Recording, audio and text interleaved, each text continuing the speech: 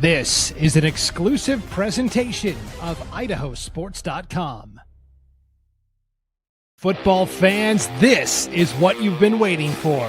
It's the Idaho Sports Blitz. 1st and 10 from the 24 for Tanner Stern and the Viking offense. Play action, man wide open in the end zone. Touchdown, Coeur d'Alene. Every Tuesday night, the Idaho Sports Blitz combines expert analysis with bold predictions. Same formation, hand up, middle, wide open, touchdown, Bruin Saddleburg.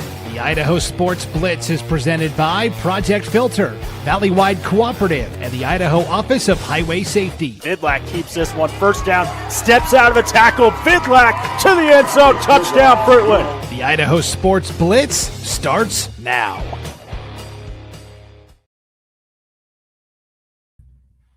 That's right. Welcome in. Another season of high school football is upon us here in the great state of Idaho, and we've got a brand new show for you every Tuesday night during the fall.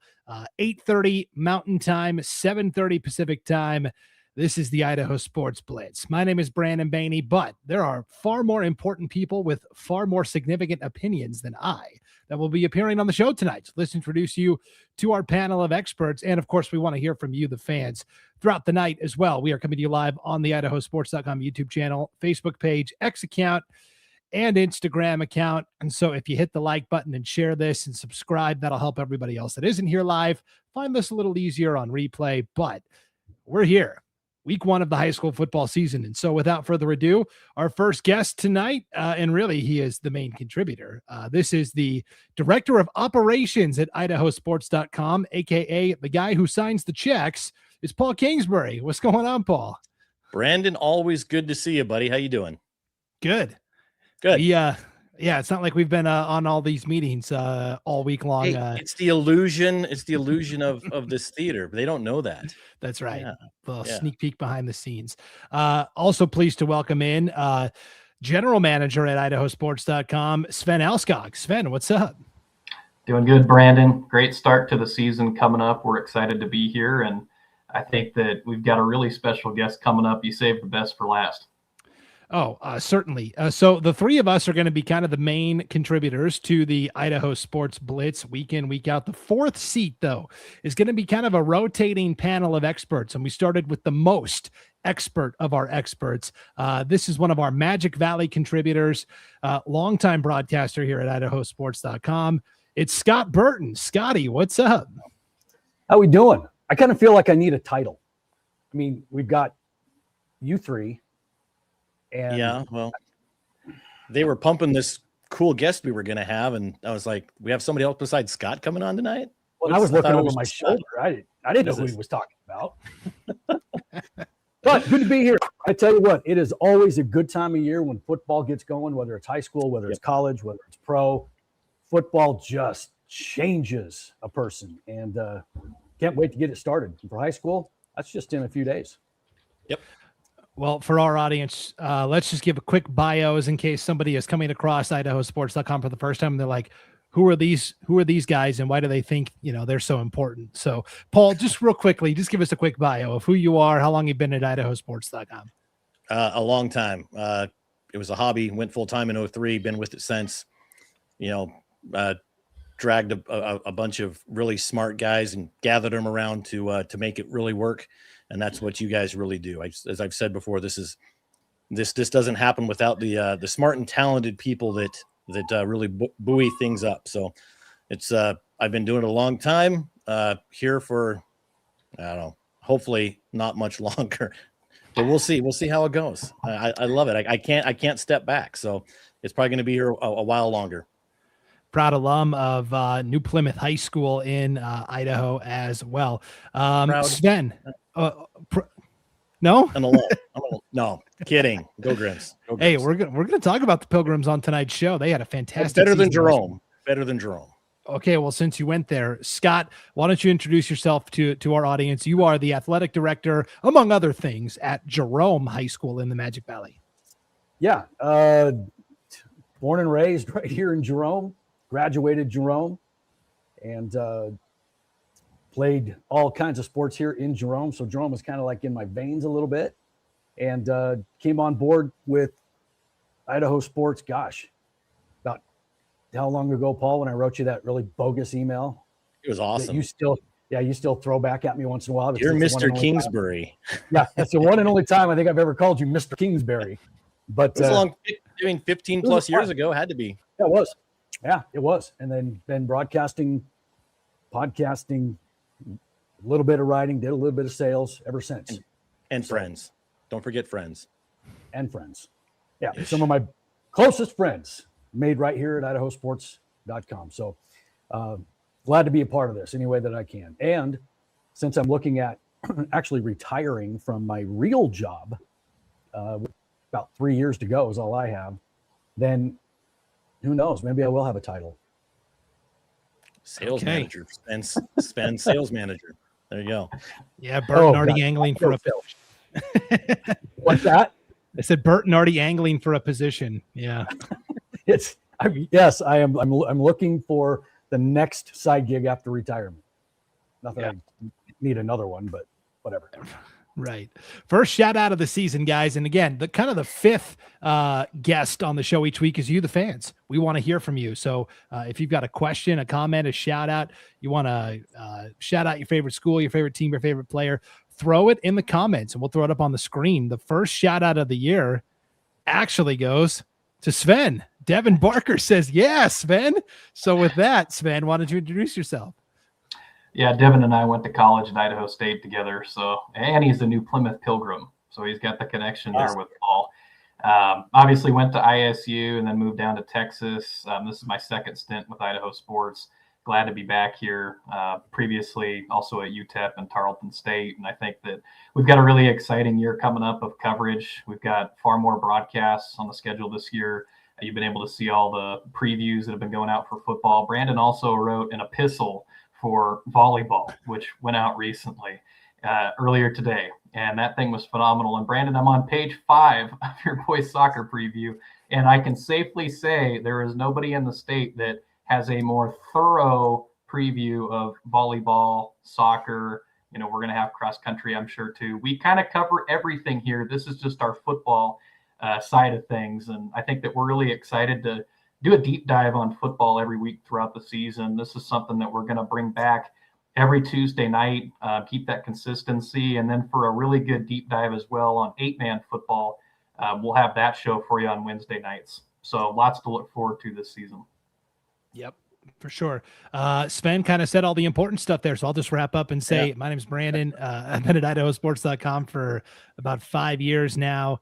I am from Montana originally and lived in Pocatello for about 5 years. And now I live in North Idaho, up in Coeur d'Alene. So I've experienced both ends of the bias. Everybody's biased against East Idaho and everybody's biased against North Idaho. Maybe one of these years I'll live in an area of the state that is looked upon favorably. But so you're thinking the state of Ada is looked on favorably? That's the only other place you've got.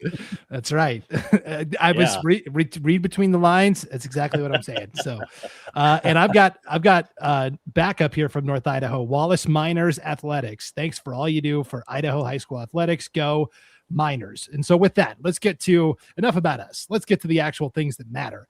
The football. Yes. This is going to be a weekly stop down of 6A all the way down to 1A. We're going to show you the matchups. We're going to highlight the ones that we think are worthy of your time and attention, kind of the big marquee events. We'll give our opinions. We'll even give a couple of game picks at the very end of the show. So you're going to want to stay tuned for all of that. But without further ado, let's get to our 6A. It's kind of a quasi-season preview and also a preview of the week 1 slate of games. And so, guys, in the preseason, we always send a season preview form out to every coach in the state of Idaho. They all fill it out and turn it back into us. And we always ask them to conduct a preseason coaches poll just for their conference. Hey, how do you think your conference is going to shake out? And so we've got those results live tonight here on the Idaho Sports Blitz. We also have those in each conference preview at IdahoSports.com. That is right at the homepage. You can click and read previews for every single conference in the state of Idaho. So let's whip around real quick and show you the preseason polls here for 6A. Up north, Inland Empire League. No surprise, Coeur d'Alene, the preseason favorite there. Lake City and Post Falls each picked to tie for second, but kind of a bigger gap between Coeur d'Alene and everybody else. District 3, of course, the Southern Idaho Conference, such a behemoth. They've got to split it up into 2 separate divisions, the Foothills and the River. Here is the preseason conference coaches poll for the Foothills division. Rocky Mountain, Mountain View, Timberline, and CUNA tied for 3rd, even though Timberline got to the 6A state championship game last fall. No respect for Coach Ian Smart. Capital 5th, Meridian bringing up the rear 6th there. In the River division, no surprise, Eagle has won their division 4 years in a row. They're favored for number 5. Middleton, 2nd. Boise, Owyhee, and then Bora. And then over in East Idaho, the High Country Conference, I think this was the one that surprised me the most. Rigby, the defending state champions and winners of, I believe it's 5 titles in 7 years. They were picked behind Highland. So Highland 1, Rigby 2, Madison 3, Thunder Ridge 4. And the records you see in parentheses there are their records from last season. So Rigby went 11-1 a season ago. Scott, first blush at these 6A preseason polls, what stood out to you? Well, is somebody going to knock off Eastern Idaho? Because they are a familiar presence in every, state game. And that High Country Conference, I mean, they have dominated 6A football, and like you said, Rigby's won 5 of the last 7 titles. And an Eastern Idaho team has been in the finals 9 years in a row. So is the state of Ada going to represent with 2, or are they going to let Eastern Idaho keep crashing the party? So that's what jumps to me. And it has been, it's been a Rigby run, but one of those years they did not win. Highland won the state championship. So it really has been an East Idaho ordeal. Paul, what did you think of these preseason polls? I'm looking at a lot of collusion over in Eastern Idaho against Rigby in that poll. The coaches kind of got together and went, listen, don't vote for Rigby. Right. But to be fair, when the Highland Rams are in contention for a title, it's always a fun season. Just because they're a fun team. They're well coached. The program itself is just phenomenal over there, just like Rigby. It's just it's a program oriented team there from the ground up. And so really 1 through 4 there, I mean, Thunder Ridge, they're looking up. So it's going to be a fun conference, but I'm not a coach over there. I didn't get a vote, but at least tie, at least have a tie between Highland and Rigby. Come on. Don't show your hand that much.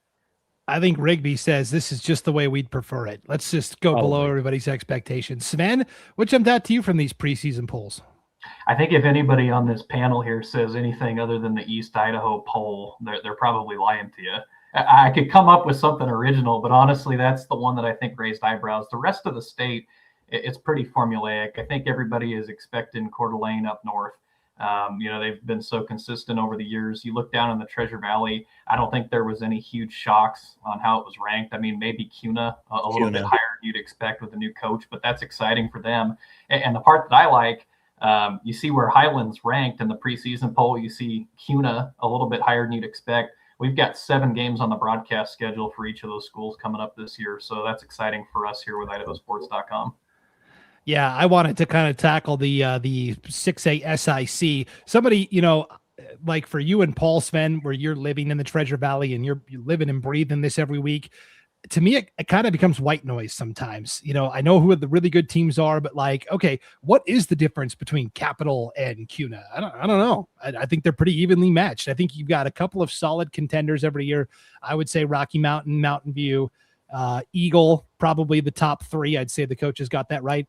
I don't know. All the rest, it wouldn't surprise me if any of these teams kind of went 4 through 11 the rest of the way. So that's really where I lean on you guys. And then, of course, the head-to-head results to kind of separate some of that white noise. But sometimes we find out at the end of the season, a team from the SIC maybe lost to an opponent in the regular season. They'll get rematched with them in the playoffs and they'll beat them. So to me, the talent level in the Boise metro area is very even outside of those upper echelon teams. So that's kind of Brandon, a big question mark there is, if you go back maybe the Foothills, how many of those teams have brand new coaches this year?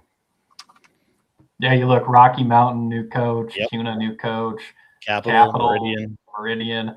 So lots of turnover, and I think that, that's probably why this is a little bit more of an unknown. And even beyond coaching staff turnover, I mean, Timberline had a really, really strong roster last year. They're going to look very different this year. But the thing that Ian Smart has done over the years is he's built a program. And so you would expect that he's going to have guys that can come in and plug some holes. But a guy like Hudson Lewis, he's not exactly one that just grows a dime a dozen. I mean, it's going to be really hard to replace that kind of productivity. Right. But again, as a full team, I would expect them to remain competitive. And we're really excited to see some of these SIC games this year. We're going to be at Boise School District for quite a few games. We'll have a lot of CUNA, a lot of Middleton. I'm excited to see this conference. And to Brandon's point, too, just the sheer competitiveness, the number of players that come out of here and go play Division I football is really impressive. And I think that pipeline is going to continue to grow. Yeah, I think it's going to be really fascinating to watch that race kind of throughout the season there. So I think it's going to be a really, really fun season in 6A football. Let's take a look at the matchups here for the opening week of the season. What I'm going to do is share my computer screen and show everybody where they can go to see all of the matchups on Friday night and kind of navigate the site at IdahoSports.com, because there's a lot of cool stuff on the website. You just got to know where to go and how to look around. So if you go to IdahoSports.com, you're going to go right to the top of the homepage, and I'll share it here in just a second. And what you're going to want to click on Friday night is the Friday Night Flash. It's right here at the top.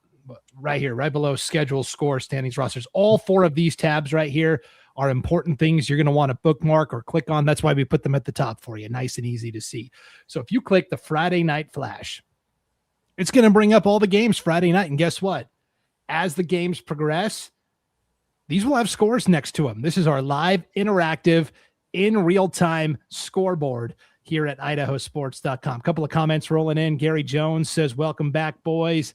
Doug Swanson says, thanks for loving our kids. This is why we do it, for these high school athletes. And so here is the matchups for the opening week of 6A football. A little bit of a lighter schedule. Week 1 out of the gates. Boise and Lake City on IdahoSports.com. Highland and Eagle on IdahoSports.com.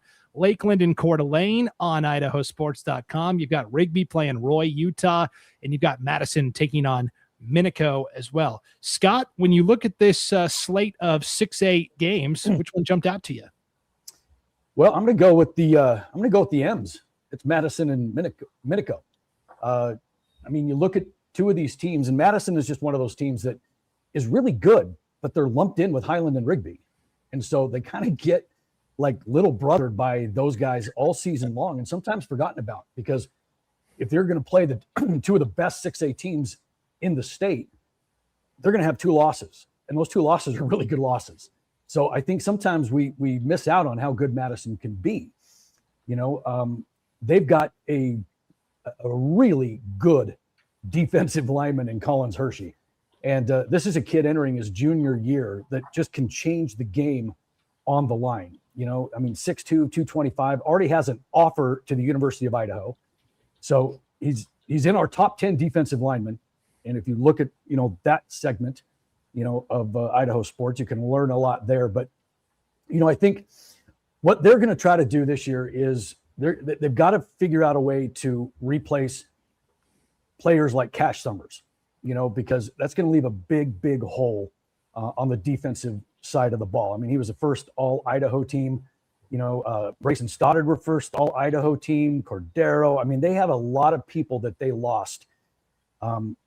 But they are bringing back Hershey, and then a guy named Micah Doherty, who's going to be their quarterback. He's going to be the guy that's going to drive the bus for them. And so I think they've got enough in there. They're predicted to finish 3rd in that conference behind, obviously, Highland and Rigby. But this is a really good team, and I'm interested to see kind of what they do in Matt Pencary's 2nd year. Take on Minico? Go ahead. No, I was going to say it's going to be a battle of the offensive linemen, right? Because Minico brings back, I believe, all 5 of their offensive linemen, and they were all conference selections a year ago. Yes, and that is what makes this game interesting, because if you've got the horses up front, you can do a lot of things. And, granted, Minico, they lost, some players, but that offensive line is going to be stout. They're all seniors. They're all conference players, and they're all returning. And so you could put Paul in the backfield, and he'll have a 100-yard game. Now, if he doesn't tear his Achilles running down the field. Paul Brown, sorry, my bad. Okay, thank you. So I'm interested to see Minico and how they gel up front. And you look at their preseason schedule before they get into conference play. I mean, they're starting off with Madison, who was a 6A playoff team last year. Then they go to, then they play Ridgeview, another playoff team with lots of returners predicted in the top 3 in the SIC.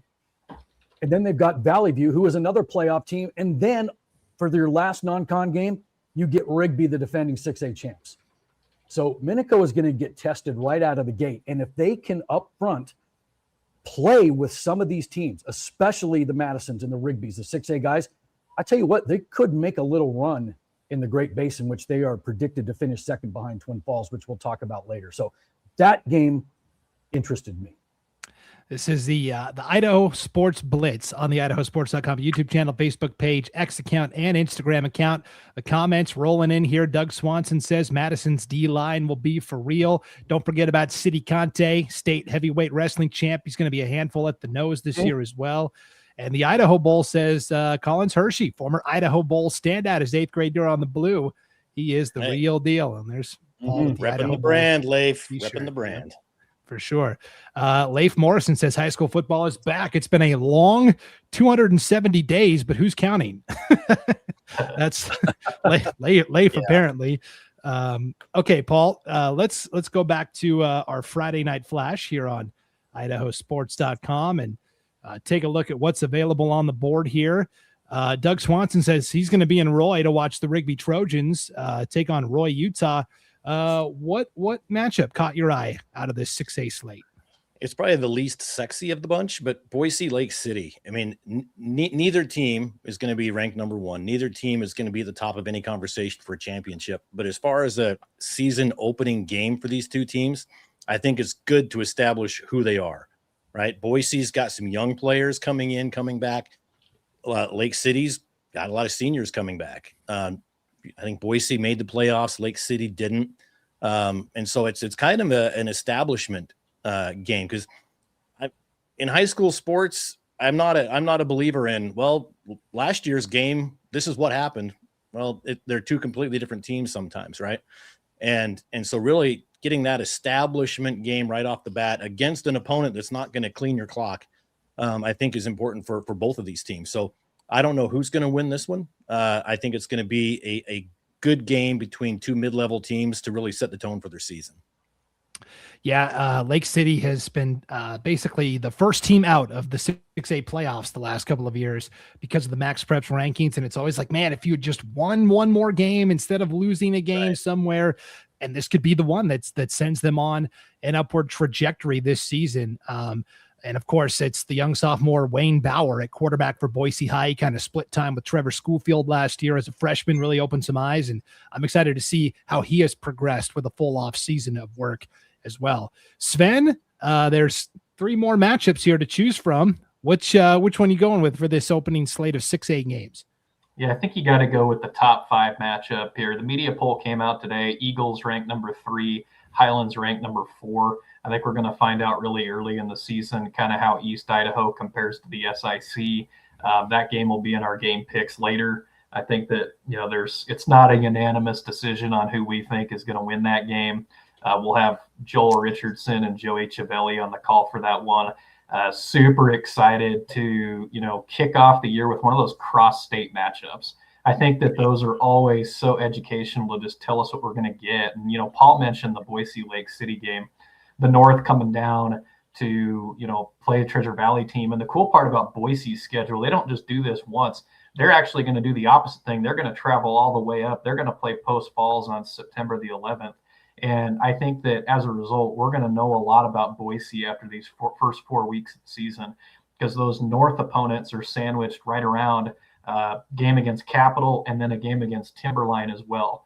And so if they can come out of that stretch with a 500 or above record, I think that Boise's got a chance to make some noise here this year.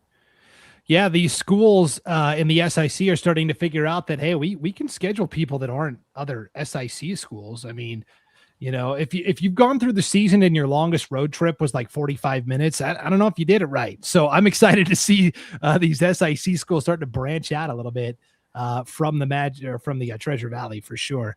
Okay. We have got an Instagram comment here from Cade Chambers. Lake City going to shock some people for real. And so as we hear more Instagram comments, we'll throw it up on the screen as well. So back to the board here. I'll take Lakeland and Coeur d'Alene. I'm not trying to be the biased North Idaho guy here, but that's what you guys left me. So this is obviously going to be a fantastic matchup. Lakeland brings back some pretty solid defensive personnel. This is a game where the first team to 20 might win this thing. Both these teams really hang their hat and really are prideful of their defensive effort and intensity. Some new faces, but some players that were in part-time roles last year that are ready for a bigger share. Tanner Stern, I'm excited to see what he does in a full season of quarterbacking for Coeur d'Alene High. He didn't become Coeur d'Alene's full-time starter until October last year. He still threw for over 1,000 yards, which is pretty impressive. And on the side for Lakeland, you have to look at Griffin Tamani, the bruising running back that is just an absolute load. I'm excited to see how Ben Murray and the boys on that Coeur d'Alene defense swarm to the ball carrier and wrap him up. I do like Coeur d'Alene in that matchup, 6A versus 5A, certainly. The other thing I really like about Coeur d'Alene is they're not afraid to play guys both ways and play a lot of guys both ways. It's kind of verboten in 6A football. A lot of programs are like, nope, you're going to stick to one side of the ball. Coach Sean Amos, coming close to 30 years of coaching in Idaho, he says, hey, if I've got an athlete that can contribute on both sides, I'm going to go with it. So that is one thing I do like about Coeur d'Alene. I think this could be a special season for the Vikings up north here after they got so close last year, got to the semifinals against a Timberline team that had just lost its starting quarterback and just could not come up with enough points offensively. And I know they are motivated to get back and finish the job this year. Is that a Coeur d'Alene polo you're wearing? You're pushing them pretty hard. It's Coeur d'Alene blue. Is that a Coeur d'Alene? Oh, it's UCLA. Okay. UCLA. So Coeur d'Alene could probably beat UCLA, though, the way they've been the last several years. So no doubt about that. So, okay, that is our 6A breakdown here. And we'll have more games to talk about, of course, as the season goes along. But any residual 6A comments, throw them in the chat. We'll throw them up on the screen. And while you're hanging out on Facebook, and I know you're hanging out on Facebook, hit the like button. It takes 2 seconds, and it's going to help everybody else find this a little easier on replay amongst all the other stuff that's going on social media. When we come back, 5A football, the reigning state champions from Bishop Kelly look pretty darn good. Can anybody topple the Knights this year? And what about the statewide races in each conference? We'll break it all down for you right after this. This is the Idaho Sports Blitz on IdahoSports.com. Vaping sucks you in quick, and the more you vape, the harder it is to quit. Not to mention all the chemicals and health problems. That's why thousands of teens are joining My Life, My Quit. Visit mylifemyquit.com or text Start My Quit to 36072. Back on the Idaho Sports Blitz, live on the IdahoSports.com YouTube channel, Facebook page, X account, and Instagram account. Brandon Baney here with Paul Kingsbury, Sven Alskog, and Scott Burton. Thanks for being with us here for our first show of the season. It is time now to talk 5A football. And again, we have got, how about this? Gabe Montero, former Ryrie Bulldog, in the chat. He's got UCLA 12-0 on college football 26, NCAA football 26. So what an accomplishment. Yeah, seriously. Coach of the year right there, Gabe Montero. Wow. From Ryrie, for sure. Here's MB, best in the business, keeping it 100, no doubt about it. So MB, the man. Yes, MB, social media extraordinaire. So let's talk 5A football and statewide races, statewide preseason polls. And again, there are only 4 conferences this year. That's right. Breaking news coming in. Districts 5 and 6 have joined together, reunited, and it feels so good. After a couple of years away, They have decided to get back together to form a gigantic 8-team conference, which we will talk about here in just a moment. But first, we want to go to North Idaho and District 1 and 2, the preseason poll here. Same order, not quite. Lewiston did win the conference last year, despite that 3-7 record. They won that crazy Kansas City tiebreaker that had to be held on Monday evening at Coeur d'Alene High after the season concluded. They all beat each other last year, Lewiston, Sandpoint, and Lakeland, about as even of a 3-team race as you're going to see in Idaho this season. When we look at District 3, that's where Bishop Kelly resides, the reigning state champions. They're predicted to be first in the preseason poll there. Columbia. And then how about this, guys? A 3-way tie for third. Ridgeview, Skyview, Valley View. Oh, does it end in U? Yeah, we'll just put them tied for third and see how it shakes out as we go along there. But Bishop Kelly's still the favorite. Over in Scott's neck of the woods, District 4, this is the Great Basin Conference. The last 4 years, Twin Falls and Minico have met up in the season finale, and they have basically decided this thing. And so it looks like the coaches certainly think that's how it's going to shake out again this year. Canyon Ridge, Jerome, and Mountain Home both tied for 4th, and then Burley bringing up the rear in 6th.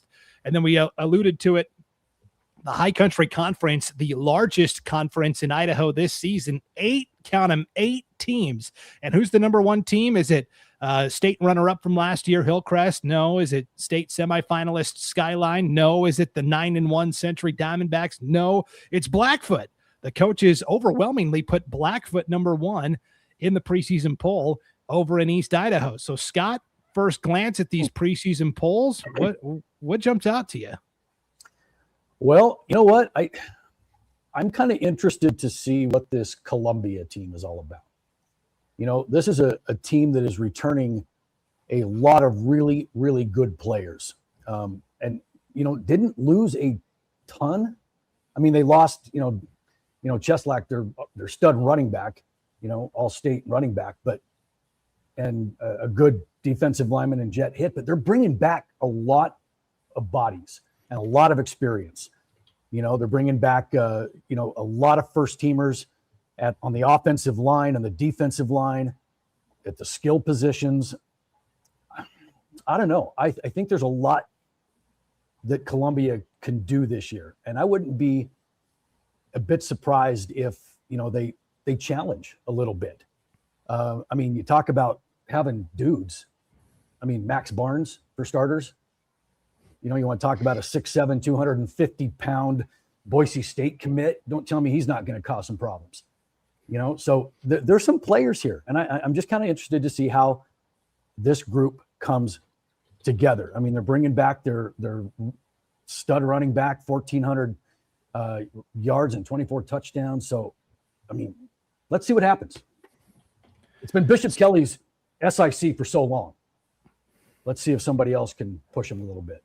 New blood. That would be a good storyline statewide. Sven, what jumped out to you immediately from these polls?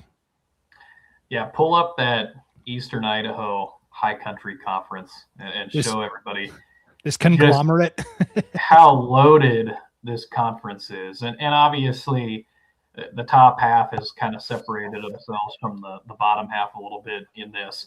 But just look at it. Like Hillcrest is a team that, was right in the mix for a state championship last year. Skyline always makes runs. Bonneville's record, throw it out the window. They're going to be good this year. They've been building toward that. It's going to pay off this season. Century's got Justin Mangum at quarterback. I think that, 9-0 in the regular season. A tough loss in the playoffs, but you look at those guys, they've got some really strong talent. And then the team that kind of, raised a lot of people's eyebrows when this started to come out is Blackfoot.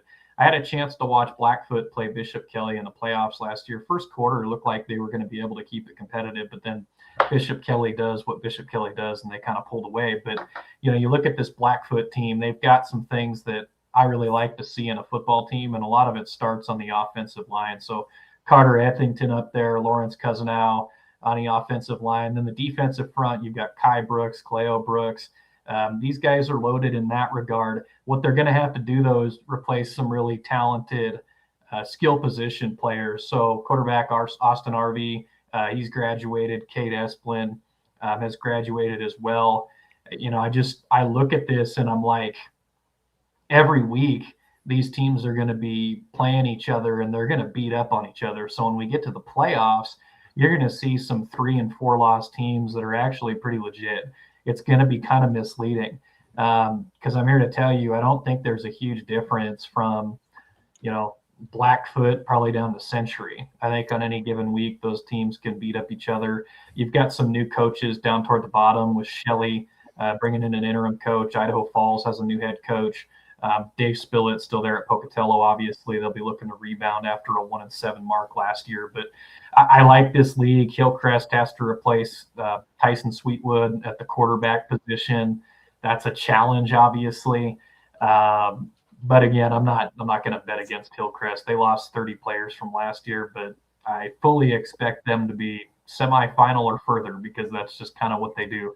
Some programs are just built so well that they can just keep chugging along, and that's what teams like Hillcrest and Skyline have done for years in particular. So I love this conference. I'm glad they combined it all together. It eliminates some of those just lousy non-conference games that you sometimes get, and instead every game's meaningful. I mean, I'm going to be at Shelley on Friday, Blackfoot Shelley, conference game, week 1 of the season. Then the next week, Blackfoot's hosting Century. So there you go, back-to-back weeks, you've got Blackfoot going up in a conference matchup. So you have to have done really good work in the offseason. Otherwise, you're going to get exposed early, and it could really impact you when we get to October. Yeah. Here's a question from Gabe Montero in the chat. Is the High Country Conference only conference games? Every school, because if you do the math, that's 7 conference games. You could schedule 1 or 2 non-conference games, which means we'll talk about it more next week ahead of the Rocky Mountain Rumble. But like, for example, Skyline for the first time in a long time is not going to play at the Rocky Mountain Rumble because they only had the 2 non-conference dates.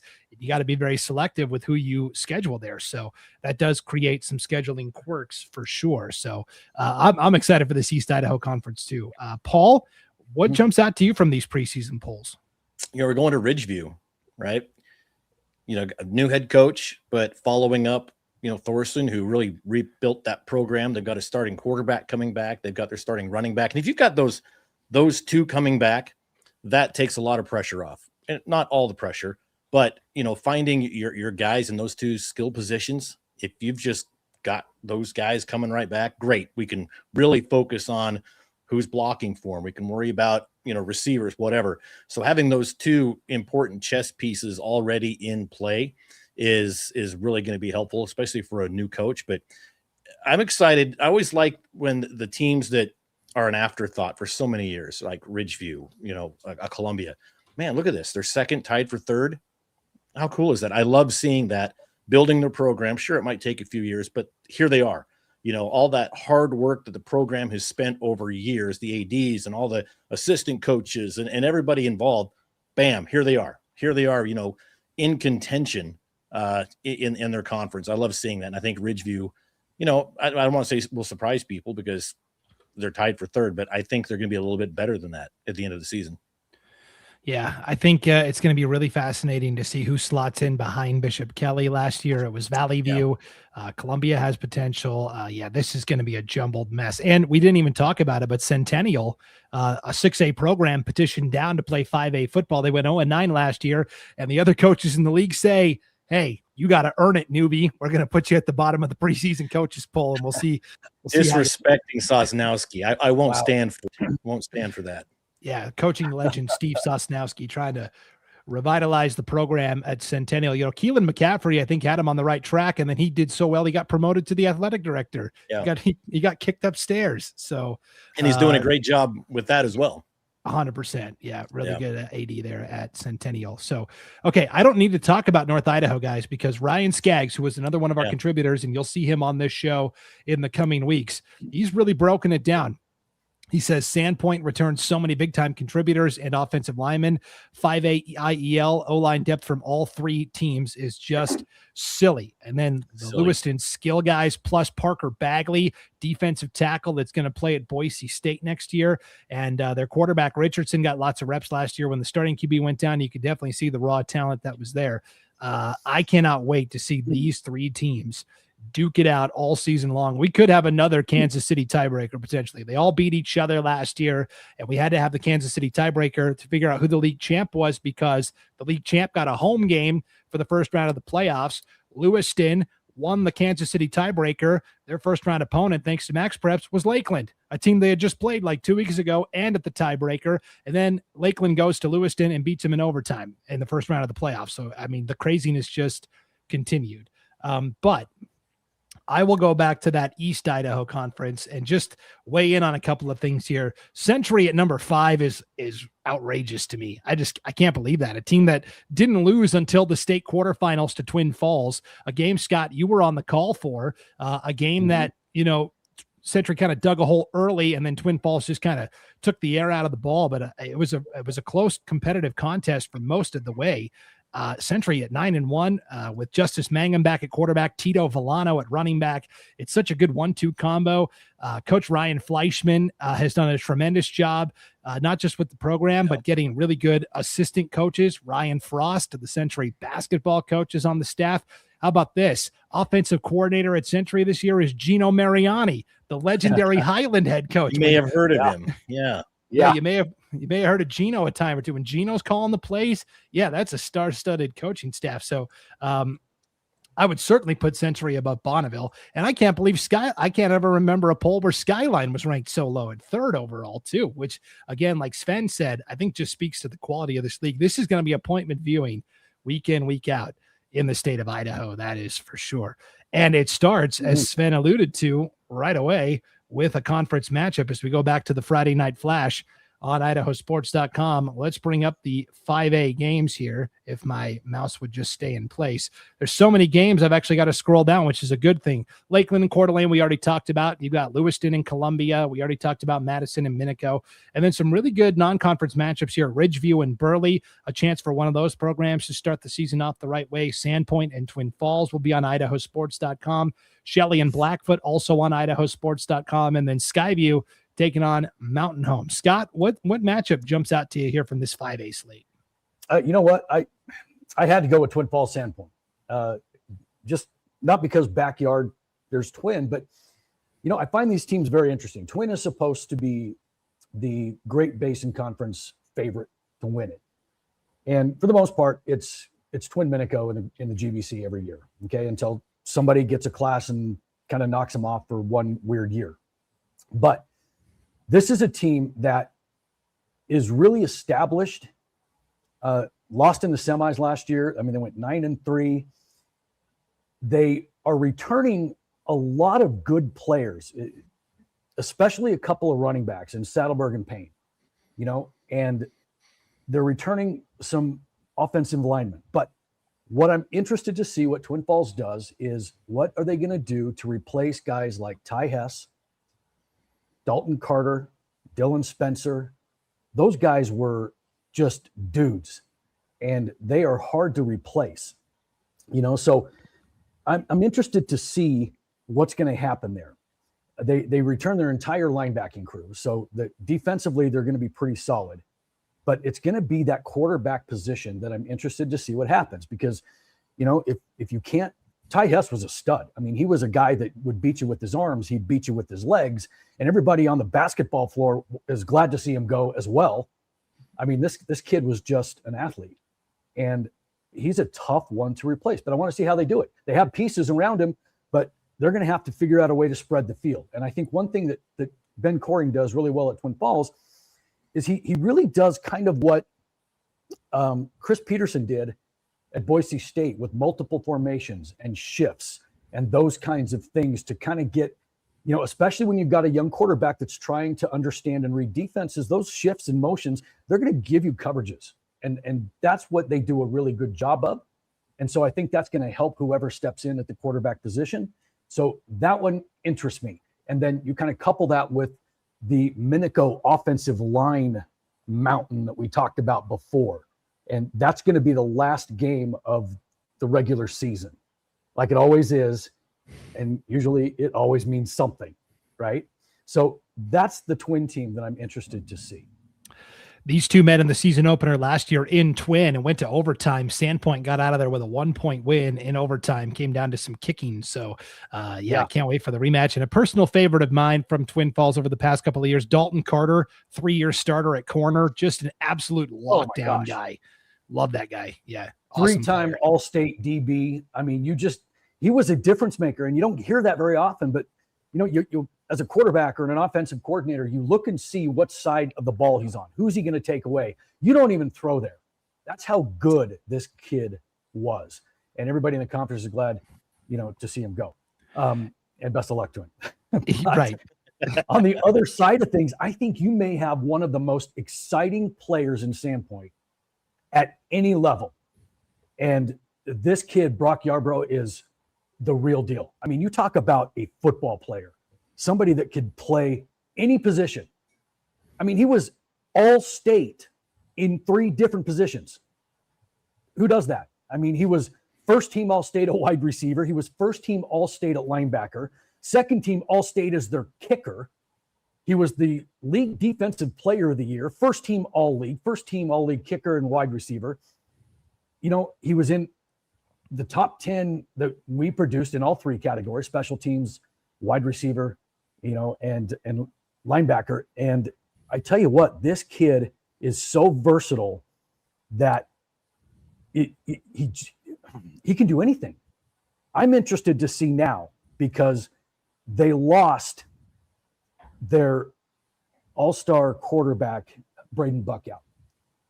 How is that going to affect Yarbrough? Because this kid had somebody that could actually throw to him.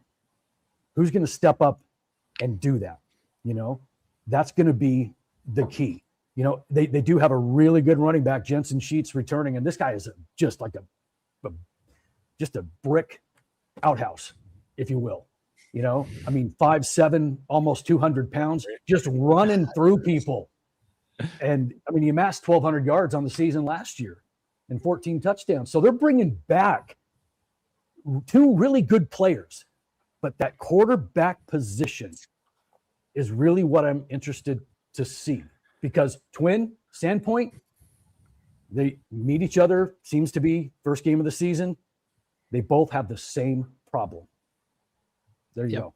And that's the game I'll be at Friday night on the call for IdahoSports.com. Can't wait for it. 2 quick notes about Brock Yarbrough. Not only does he kick, not only does he play linebacker and wide receiver, he handles kickoffs, he punts, and he's also their kickoff return man. So he does it all. The thing I worry or wonder about is last year, they paired Yarbrough with Maverick Gomez, the state champ in the 200 meters, a kid that could just fly down the field. And I think that opened up some things underneath for Yarbrough. So with that element gone, I do wonder how teams will scheme and adjust to Yarbrough this year. I can't wait to see the chess match between these 2 coaches, Ryan Knowles for Sandpoint, Ben Coring for Twin Falls. So it's going to be a good one for sure. Okay, Paul, let's go back to the big board here. What's the 5A matchup you're looking at? I feel like I'm having a flashback to my high school senior yearbook where I was voted least sexy. I'm going to go with the least sexy game on the schedule again, and that's Ridgeview Burley. And stay with me, Sven. Stay with me. I already talked about Ridgeview, right? I'm excited to see what they do. Burley's struggled, right? I think their last win was a 33-0 blowout over Jerome back in 24, I think somewhere in there. It's been rough, right? Jeez, Paul sniping left and right tonight. No kidding. What did I do, man? Don't take it personally. I'm stating facts. Facts don't care about your feelings, Scott. But is it time that ship gets turned around, right? Is it time? The law of averages has to kick in at some point. And so going up against a Ridgeview who's got Coach Taylor now, going up against Coach Anderson, who's just, a legend in the coaching ranks. It was at Gooding forever. And, he's been building that program up. Is this where all that hard work pays off, building the program this year? And I guess we'll see against Ridgeview. It's a soft opponent, and that sounds bad, right?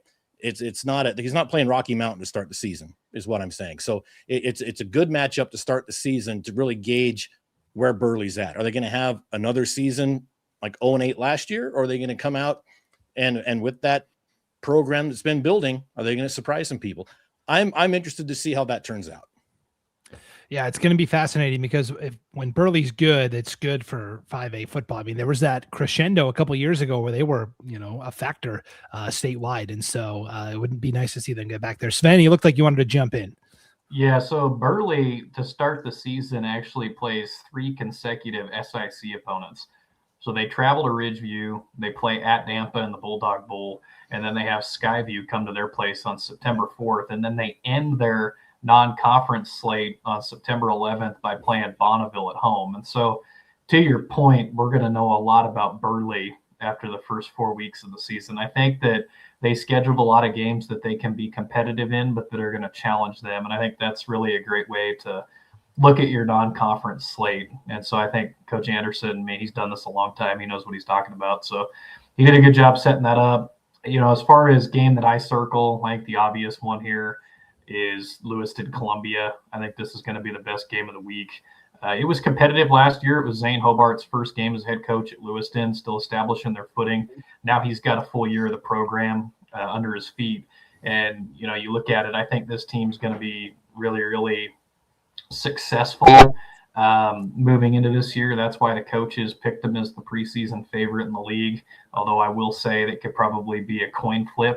Really, any of those teams can on any given day beat each other. So that's exciting. And you look at Columbia, their head coach is going to be Zach Taylor. And, it's a guy who filled in an interim capacity last season to round out the year. Now he's got an opportunity to start from the beginning with this group. And, you look at this team, picked second in the conference. I think that Bishop Kelly was going to be the unanimous pick as the number 1 spot in the SIC, no matter what. And while we're talking about Bishop Kelly real quick, just because we haven't mentioned this guy yet, Moses Irwin, he's a wide receiver coming in as a freshman this year for Bishop Kelly. And I don't know, how much he's gotten talked about yet in the true media. So we'll throw it out there and we'll talk about him. You could pull this kid up. He's got offers from Baylor, Auburn, South Carolina, Nevada, App State, UCLA. Lots of comments that I'm seeing that eventually, when all's said and done, this is going to be a 5-star recruit. So he's going to come in and be one of the most explosive players I think that you're going to see out there for Bishop Kelly. But back to Columbia, they got Max Barnes on the offensive line. Easton Lott's a good wide receiver. Santiago Carbajal, a running back for those guys. Columbia is a team that I think is going to be really good this year. I think Valley View would probably be my other team that I would kind of pinpoint as fighting for second in that league. Like I mentioned, Lewiston could win their league. So you're looking at a couple of teams that will either be top 2 or 3 in their league. And it's a 5A cross-state matchup. I always love those kind of things. So it's a good one. Yep. Well, I'm looking at as well here the opening slate of 5A games. My choices are basically Shelley Blackfoot or Skyview Mountain Home. Give me Skyview Mountain Home. These are 2 programs that I've got some questions about. Skyview is a team that has gotten some preseason buzz. All we have to do is refer back to that preseason poll. They were finished tied for 3rd, which was surprising to me because they went 3-6 last year. But they've got an absolute athlete at quarterback in Trevin Plew, who can really flip a game on its head. He's a true dual threat athlete back there at quarterback. Coach David Robinson feels pretty good about his offense this year. So I'm intrigued to see, okay, in theory, this is a game that Skyview should win. A Mountain Home team that's rebuilding. They've got a new first-year head coach. Can you win the games you are, quote unquote, supposed to win? And how does that set you up? I'm really intrigued to see how Skyview looks coming out of the gates. I'm also excited to see what Mountain Home can do with this new coach, Carl Sutherland, because Scott knows this. Mountain Home is a tough place sometimes to establish roots. Families are moving in and out all the time. There's the Air Force Base right there. So you're always working with a different deck of cards every single year, it seems like. And so I'm also intrigued from a Mountain Home perspective to see what this new coach, Carl Sutherland, can do with the Tigers. Well, they're also no one wants them, right? Mountain Home bounces from conference to conference. They were They were in, Scott's conference over there in that huge expanded conference there, the Great Basin, when it stretched all the way to Preston. And that ended. And they went to the SIC and went, hey, can we come back? And they went, no, thanks. And so, they're just in this island by themselves. And so that makes it tough too, not knowing, let's see, who are going to be our conference opponents in, year to year. So Mountain Home, you're right. It's a tough place because of you can't establish a program when your kids that are there in, 5th, 6th, 7th, 8th grade, they're not going to be there in a year, 2, 3 years. It makes it really hard. Yeah. And that's always been I don't want to say the knock on Mountain Home, but it has been the combination of those two things. Number one, it's in the middle of nowhere in between kind of Boise and the Magic Valley, which is why they bounce back and forth. And plus on top of that, it's not like a destination place with the Air Force Base, because you get just a lot of in and out, and it's really, really hard. Every once in a while, you'll get it, and it's timed right with a 4-year stint in the Air Force where they got a kid as a freshman and they graduate as a senior. I remember when I was playing in Jerome, they had 2 guys, Maury Toy and David Taylor, and they went on and played one at Stanford, I believe, and I think the other one might have gone to UCLA. And they were dudes. And I remember playing against those guys in Mountain Home. And I think one of them just ran over me on a kickoff return like I was nothing. You can't really remember. No, it's a little foggy still. Yeah. Fine, But every once in a while, you'll get one of those players in one of those sports, but that's it. You don't get multiples of them. And that's the battle that Mountain Home has. So anyway.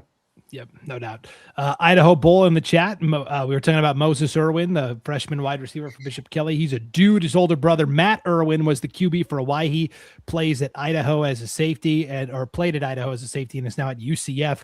Also a former Idaho Bull guy as well. So love the lineage there as well. So that'll wrap up our 5A football discussion. We will move a little quicker on some of these other classifications, I promise, because we're averaging about a solid half hour for each one so far. So that's on me. I got to do a better job of directing. I blame Scott. I blame me too. Scott is so loquacious tonight, that's for sure. Ooh. So, wow. On that note, easy there, Tiger. We'll take a break and talk 4A football. Don't go anywhere. This is the Idaho Sports Blitz. Back after this on IdahoSports.com. At Valleywide Cooperative, we're here when you need us. For 100 years, we have been here to help you with food, fuel, and good old-fashioned advice. And for us, serving is more than a job, it's a way of life, which is why we pour so much into the communities around us. We've employed hundreds of your neighbors. We take pride in that, and in giving back millions in sponsorships, grants, donations, and scholarships. It's our way of saying thanks. We're Valleywide. And yesterday, today, and tomorrow, we're here for you. Back on the Idaho Sports Blitz, live on the IdahoSports.com YouTube channel, Facebook page, X account, and Instagram account. Brandon Baney, Paul Kingsbury, Sven Alskog, Scott Burton. You can see our names on the screen there. If you're hanging out tonight, we are live on the IdahoSports.com, as I said already, YouTube, Facebook, X, and Instagram. If you're hanging out tonight, if you could hit that like button if you're on Facebook, hit that subscribe button if you're on YouTube, like and share this when it's all said and done. That'll help everybody find this a little easier on replay, because not everybody could be here live tonight, but we're going to be doing this every single Tuesday night, 8:30 Mountain Time, 7:30 Pacific Time throughout the season, previewing the juiciest matchups on the high school football circuit. One more residual 5A comment here, and then we'll move on. Here's Dan Rudolph Jr., great supporter of the Lewiston Bengals. Sure love your coverage, guys. Always have followed basketball because Brady, my son, didn't play football until this year. Thanks for covering Idaho high school sports. Yeah, I was broadcasting the 5A state tournament last year. I got to see Brady and the Lewiston boys come so close to winning that basketball title. I think it's great that he is playing football now. So excited to track that this year as well. Zane Hobart getting the Bengals excited, getting new numbers out for that program, which is great. Okay, let's talk 4A football, guys. Again, these are our preseason coaches polls. The coaches voted on how they thought their respective conference would shake out. Up in North Idaho, District 1, the Intermountain League, Bonners Ferry, the reigning champs, and they are predicted to finish first once again. Moscow finished second. They're projected to finish second again, and then Timberlake third there. Over in District 3, the SRV, Snake River Valley Conference. Homedale, your defending state champs, still can't get any respect. Second in the preseason poll behind Fruitland, who went 10-1. Their first loss was their last loss in the state semifinals to Kimberly last year. Emmett, a newcomer, they dropped down from Class 5A, and they are, the coaches think, will slot in right away and kind of resume their perch atop the 4A landscape. Their state title in 2015 did come at the 4A level. Weiser, then Cole Valley Christian, and McCall Donnelly bringing up. Somebody's got to finish last in this loaded conference. I mean, this could be 6 playoff teams right here as I'm looking at it. Just insane. District 4 this year looks a little different. Bye-bye Buell. They're a 3A school now. We'll talk about that in our next segment. But Kimberly picked to finish first. They got all the way to the state championship last year and lost to Homedale.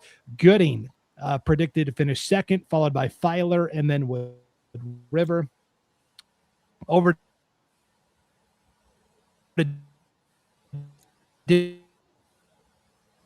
Who's going to tell him? I don't know. No, 5. He's probably really speaking very eloquently right now. 5A invader here as Preston dropped. That's a good freeze frame right there. Yeah, right, Paul, take it away. That's a meme. that's a meme you don't want. Yeah. So North Idaho internet, I'm telling you. Yeah. That AOL's a beast dial-up sometimes. is killing him. Yeah, it is. The only thing the guy can't do is get a reliable internet feed. Oh, there he is. He's back. there he is. Oh, I was just getting ready to talk about Preston, and then my internet got cut out. It's like the government didn't want me to talk about the Preston Indians or something. I don't know. Well, you didn't mention chemtrails or anything, so you should have. No, yeah, right. Hey, one residual comment here real quick. Talking about Lewiston basketball losing in the state championship. Still painful. Don't bring that up. So sorry I did. We will take a look at our tour of the 4A landscape again before my internet crapped out. We were talking about District 5. This is where Preston has dropped down, Snake River, the defending champs, American Falls, and then Bear Lake. And then finally over in District 6, this is where Sugar Salem reigns. They have also won 5 of the last 7 state championships at their level, lost in the semifinals last year. I know that fueled them all throughout the offseason. South Fremont predicted second, and then Teton picked to finish third. Scott, these 4A polls, what jumps out to you? Well, you know what? Every time that we talk about football, I'm always drawn to the SRV, just because, you know, when you talk about football at this level, there's really 4 major players in 4A football, year in and year out, and 2 of them are from this conference. It's Fruitland and Homedale. You know, the other 2 are Sugar and Kimberly. You know, really that are in the conversation every year, and so this conference right here is one that always gets me. Now, I think Emmett makes it interesting just because they could throw a wrench in something. I don't know. We'll see how that goes. But really, you talk about why is Homedale number 2 instead of number 1? Well, 2 words: Xavier Uranga, gone. And all of a sudden, they're not the favorites anymore. That's how big of a player that kid was for Homedale. Well, and you just gave some serious bulletin board material for Homedale right there. Well, okay, perfect. You know, and you look at who they nothing returned. without that guy. No, I'm not saying that, but that's a tough piece to replace, and nobody's going to argue that one. Gee whiz, Paul. Yeah, nobody's going to argue that is the reason why they are picked to finish second. However, couple that with, you know, Fruitland, and I'll get into this just in a little bit because that's kind of the game that I focused on was Fruitland Kimberly, but this is going to be a really good Fruitland team. So those 2 teams right there are going to battle again and be 2 of the 4 that we are talking about year in and year out. And the SRV is just an incredible conference.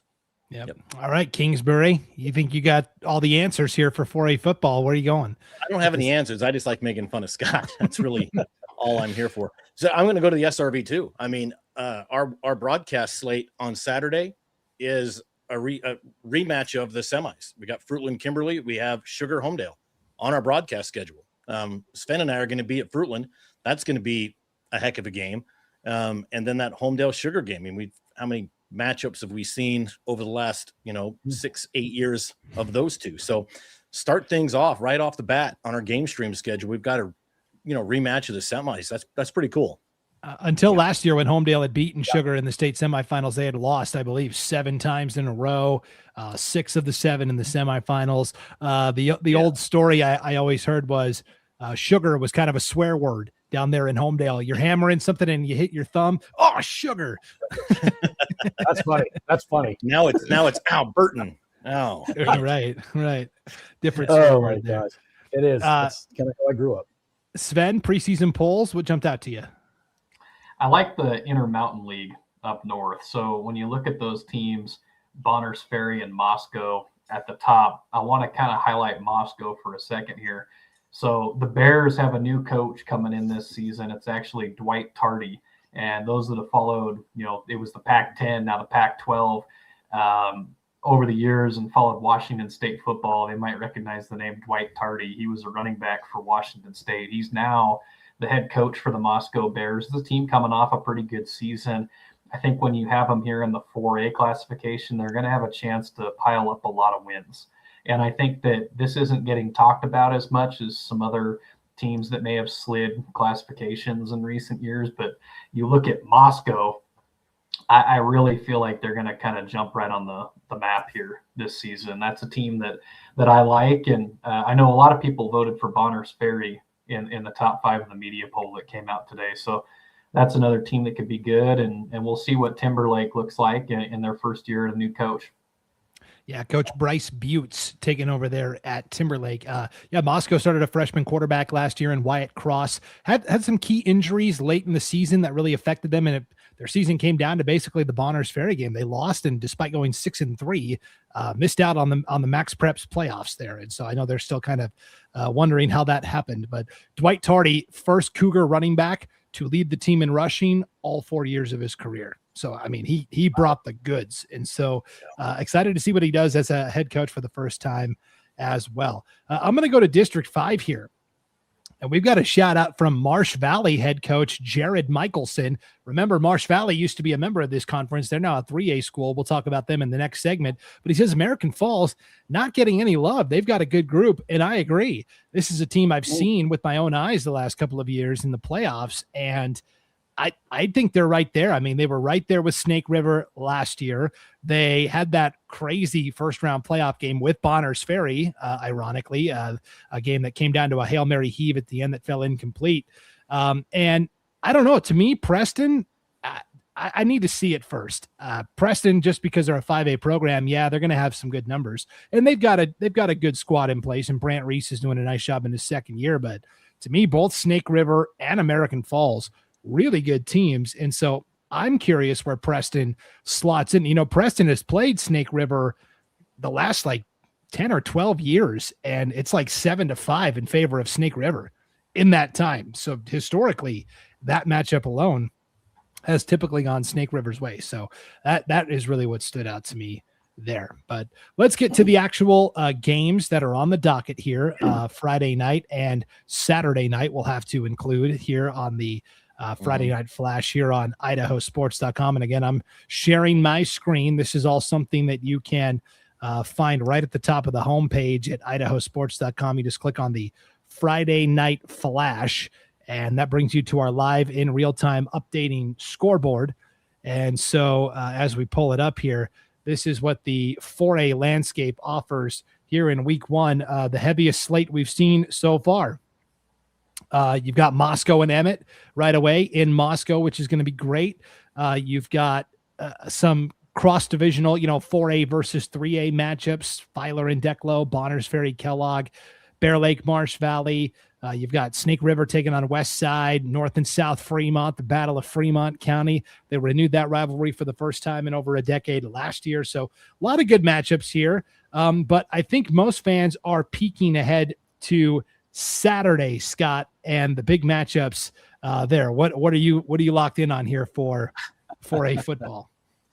Well, it's the elephant in the room, right? It's Kimberly and Fruitland. And, last year, we all know what happened last year, with Kimberly losing to Fruitland early on in the season, but they did not have their star quarterback, McKay Bruning. And then they knock off an undefeated Fruitland team in the playoffs and make it to the championship game, right? So this is the game that, when it came out, I circled just because I wanted to see what was going to happen. You talk about this Kimberly team. They did lose McCray Bruning, okay? He was as good a quarterback as you're going to find down here and really anywhere for that matter.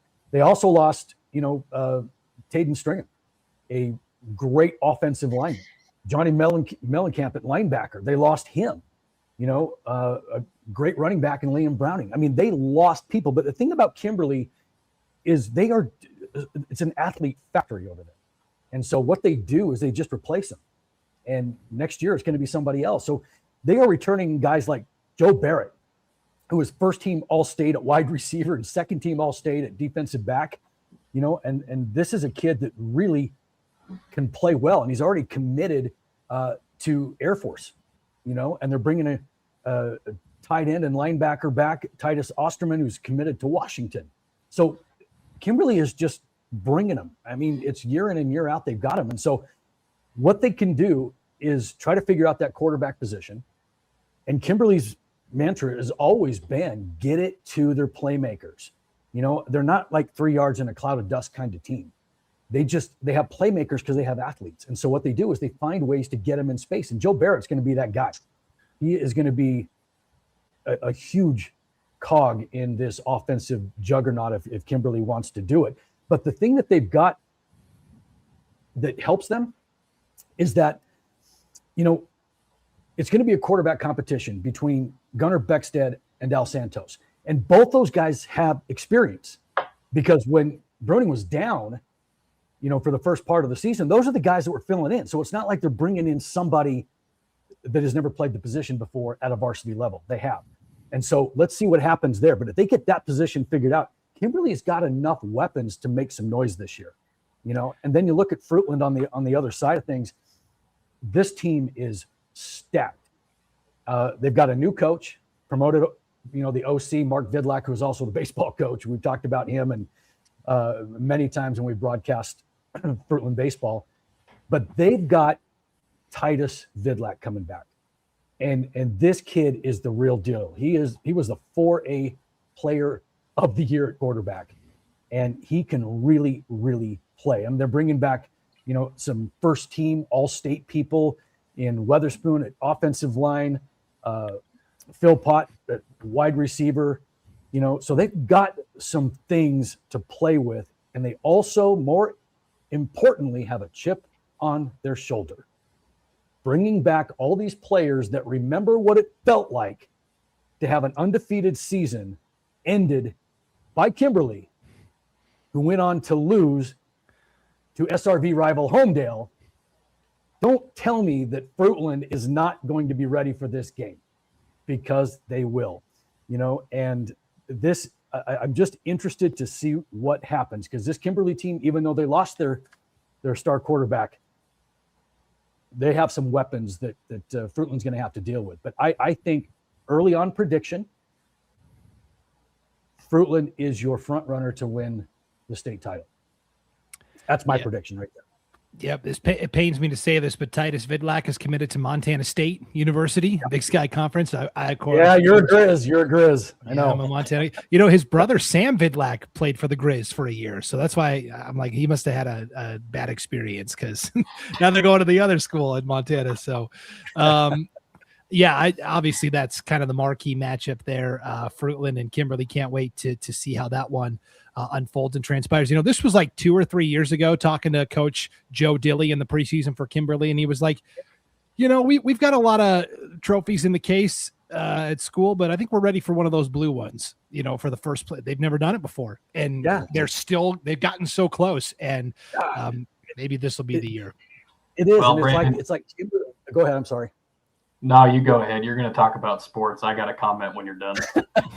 About sports. What do we got? Chess going on over there? Yeah. It's like, I mean, Kimberly has had the monkey on their back for so long just because they've been so good year in and year out, but have just fallen short of getting to the top of the mountain. And the closest they've gotten was last year, and they lost that one in a one-score game, you know?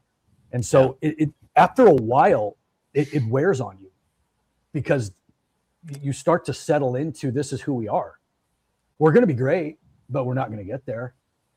And that repetition can do something to a psyche. And I hope it doesn't do it to Kimberly, because Kimberly needs to get there at some point. The problem is they're always going to be battling teams like Fruitland and Sugar and Homedale that are going to have something to say about it.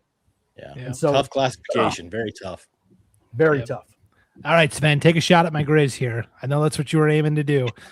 All right. Well, I can't do this during the season because you guys win every year. Go Bengals. This will be our year. It's a nationally televised game. But I think that, the most common major there at the University of Montana is drinking beer. So I usually, I don't know how many people graduate, but a lot of people major in drinking beer there. Hey, there's a reason that when they play Idaho, the Vandals, the trophy they play for is the little brown stein. It's legit a beer stein that they're playing for there in that rivalry game. So. And either one of you could use this joke. It's like, what do you do when you have a University of Montana grad on your doorstep? You pay him for the pizza and let him go. I like it. That's good. That's good material for sure. All right, Paul, let's get your thoughts here. So there's 3 4A games on Saturday. We talked about Fruitland, Kimberly, Homedale Sugar is the other semifinal match. We also have Coal Valley Christian and New Plymouth. We also have all the Friday games. Are you going Friday or Saturday here with your game, Paul? Like I said, I'm going to be at that Fruitland Kimberly game with Sven. Scott explained the ins and outs of that entire game, so there's really nothing left for me to say except, it's going to be a good game. It's going to be a good payback game is really what Fruitland's coming back for. I don't know. It'll be good to see Wyatt Helm. He's a coach there at Kimberly. Good dude. It's going to be I have no idea who's going to win that. Like, it's a toss-up. Sometimes you can go into games and go, even in the back of your mind, this team's probably got – I don't know. I think either team could pull this out. Fruitland's got the home team, the home field advantage, but I think it's going to be rocking out there in Fruitland on Saturday night. Oh, boy. No doubt. Sven, Tune where in you and want to watch. go? That's right, on IdahoSports.com. That's a good promo. Sven? Yeah, I'm going to give you a ranking here, Brandon. So basically, I would rank it number 1, Fruitland Kimberly, number 2, Homedale Sugar, and then my third pick, which I think is kind of the sleeper dark horse type teams in the 4A classification this year. You've got the Moscow Emmett game, and this is an early kickoff, 5 o'clock Pacific, up there in Moscow. I think that this is a matchup that'll tell us a lot about how these teams are going to be. The last time that Emmett was in the SRV, they won the state championship. People forget they then came up to the SIC. They were still competitive. They've been competitive for years. Now they get to play at a classification that kind of fits the enrollment a little bit better, I think, and that has more historical relevance to Emmett High School in general. So, Coach Hargett, he's got his quarterback back. This is a second team All-SIC guy, Eli Brennan. He's got a couple of playmakers around him. Ryder Leonard, also a second team All-SIC. Griffin Hargett, second team All-SIC wide receiver. And then they got big Gavin Hardy up front on the offensive line. So they had a lot of turnover up front. But with Hardy back, that'll help in a big way. This is a team that made the playoffs at the 5A ranks. They dropped down to 4A. They're going to be good. And then on the opposite side with Moscow, you mentioned that they started a freshman at quarterback in Wyatt Cross. Well, what did he do? He went out. He was the league offensive player of the year. Now this guy's coming in. It's his sophomore season. Team went 6-3. He's got a new coach who you better bet's going to have a good offensive philosophy after playing at the D1 level for Wazoo. I really, really like that matchup, Moscow Emmett. So that's the one that I wanted to highlight a little bit more, because I think the obvious thing to do here when you got those top 4 teams in the state going against each other is just for all of us to pick the games, which honestly makes perfect sense for us to do so. For sure. Hey, Paul, you gave the shout out to Wyatt Helm earlier. He said, miss you too, Paul. And then he said Brother. 4A will be a great watch. Always seems to be a division with a ton of athletes. Preston and Emmett add a tough competitive dynamic. Should be a great year. Love seeing the top teams play each other. One note on Emmett, Sven, just to wrap up, as an Idaho State alum and fan, they do have a kid that is committed to the Bengals, Jack Spanuelos, out at wide receiver. And this is one of the stories of the year, I think. It's something we'll do a deeper dive into at some point. But last year, going into his junior season, was all set to be the starting quarterback for Emmett. Breaks his right leg essentially in multiple spots during the summer. Coach Rich Hargett called it the worst leg injury he's ever seen in coaching football. He was in the hospital for a long time, rehabbing, missed the entire season. Now he comes back. Riker Brennan, did a pretty good job at quarterback, and they say, hey, we actually want you to line up at wide receiver this year. And he's totally leaned into it and is going to be playing college football at ISU. And so just great to see him back on the field this year. Tremendous comeback story. I can't wait to see that unfold. I was going to make a joke about he must have lost his fantasy football league. That's why he's going to ISU, but that'd be in bad taste knowing he broke his leg like that now. So I won't say that. Well, Paul, the tides are turning for the Bengals. So under Coach Hawkins, they are now just high octane throwing the ball. Nobody passes for more yards than the Bengals. So if you're going to be a wide receiver, you may as well go to ISU. So the kid's really got it figured out because he's going to get more catches there. In fact, they had one kid from ISU. He had a great season, went on to transfer somewhere. He's back on the roster this season. I was scrolling through and I saw that. And I bet you it's because he realizes he can't get more catches anywhere else. So Banuelos, a very smart guy, and he's in the right offense there at Emmett too. He'll get plenty of opportunities. Yeah, really good spread there at Emmett for sure. I can't argue with that. Yeah. Yep. I can make fun of it, but I can't argue with it. You're Paul right. went to math college. I did not go to math college, and everyone knows I did not go to math college. That's been repeated numerous times, about 11 times. Ryan Skaggs says nobody gives up more yards than ISU either. They get them and they give them. So thank you. Follow up with me at the end of the year. This is our season. We go in with a positive note every year, and at some point it's going to happen for us. It's like a Dallas Cowboys fan. I believe in what they're doing. No, it's not the Cowboys because they're not. No, not the Cowboys. We don't have quite as nice of a dome, but they have done a lot of things to make it a lot better than it used to be. So credit to Pauline and everybody that's worked to 100% on that. Yeah. As somebody who had lived in Pocatello right when Pauline took over, yeah, she is just totally given that whole university a shot in the arm. Just tremendous. So for sure. Okay. I'll talk about Homedale and Sugar just quickly. I mean, Homedale beat Sugar in the semifinals last year. Sugar Salem tends to remember the losses and use that to really fuel them. Frank Fillmore is back for the Diggers this year. Really good dual threat quarterback. They bring back some pretty good offensive and defensive linemen. Homedale, of course, we talked about it. They're going to be breaking in their new quarterback, but they've got some pretty good defensive players. Alec Campos, good two-way wide receiver DB. I think it's going to be a really fun matchup. I think Sugar, just because of the motivation. I mean, they are not. Tyler Richens, their coach, he is not going to lose this game to Homedale. It's just not going to happen. Come heck or high water. So that's where I would lean with that one for sure. So Gabe Montero from Ryrie says playing in the Dome last year was so fun, great experience, and that is a great transition into our 3A breakdown because there's so many of these cross 4A versus 3A matchups. We'll just go right to what's going on in 3A football. The Ryrie Bulldogs got all the way to the championship last year before falling to Nampa Christian. Can they get back? Both of those teams lost quite a bit to graduation. Let's check the preseason coaches polls here for Class 3A. The Central Idaho League up north, districts 1 and 2. Grangeville picked number 1 in our preseason poll. Priest River, the defending champs, number 2. St. Mary's, Kellogg, Orofino, and then an 11-man newcomer, Logos. Yes, they played in the 2A state championship game last year in 8-man football, and they are moving up to 11-man football voluntarily this year. They did not have to. They had the enrollment of a 2A school, but they figure they're going to be a 3A school sooner than later, so might as well start playing 11-man football and getting used to it.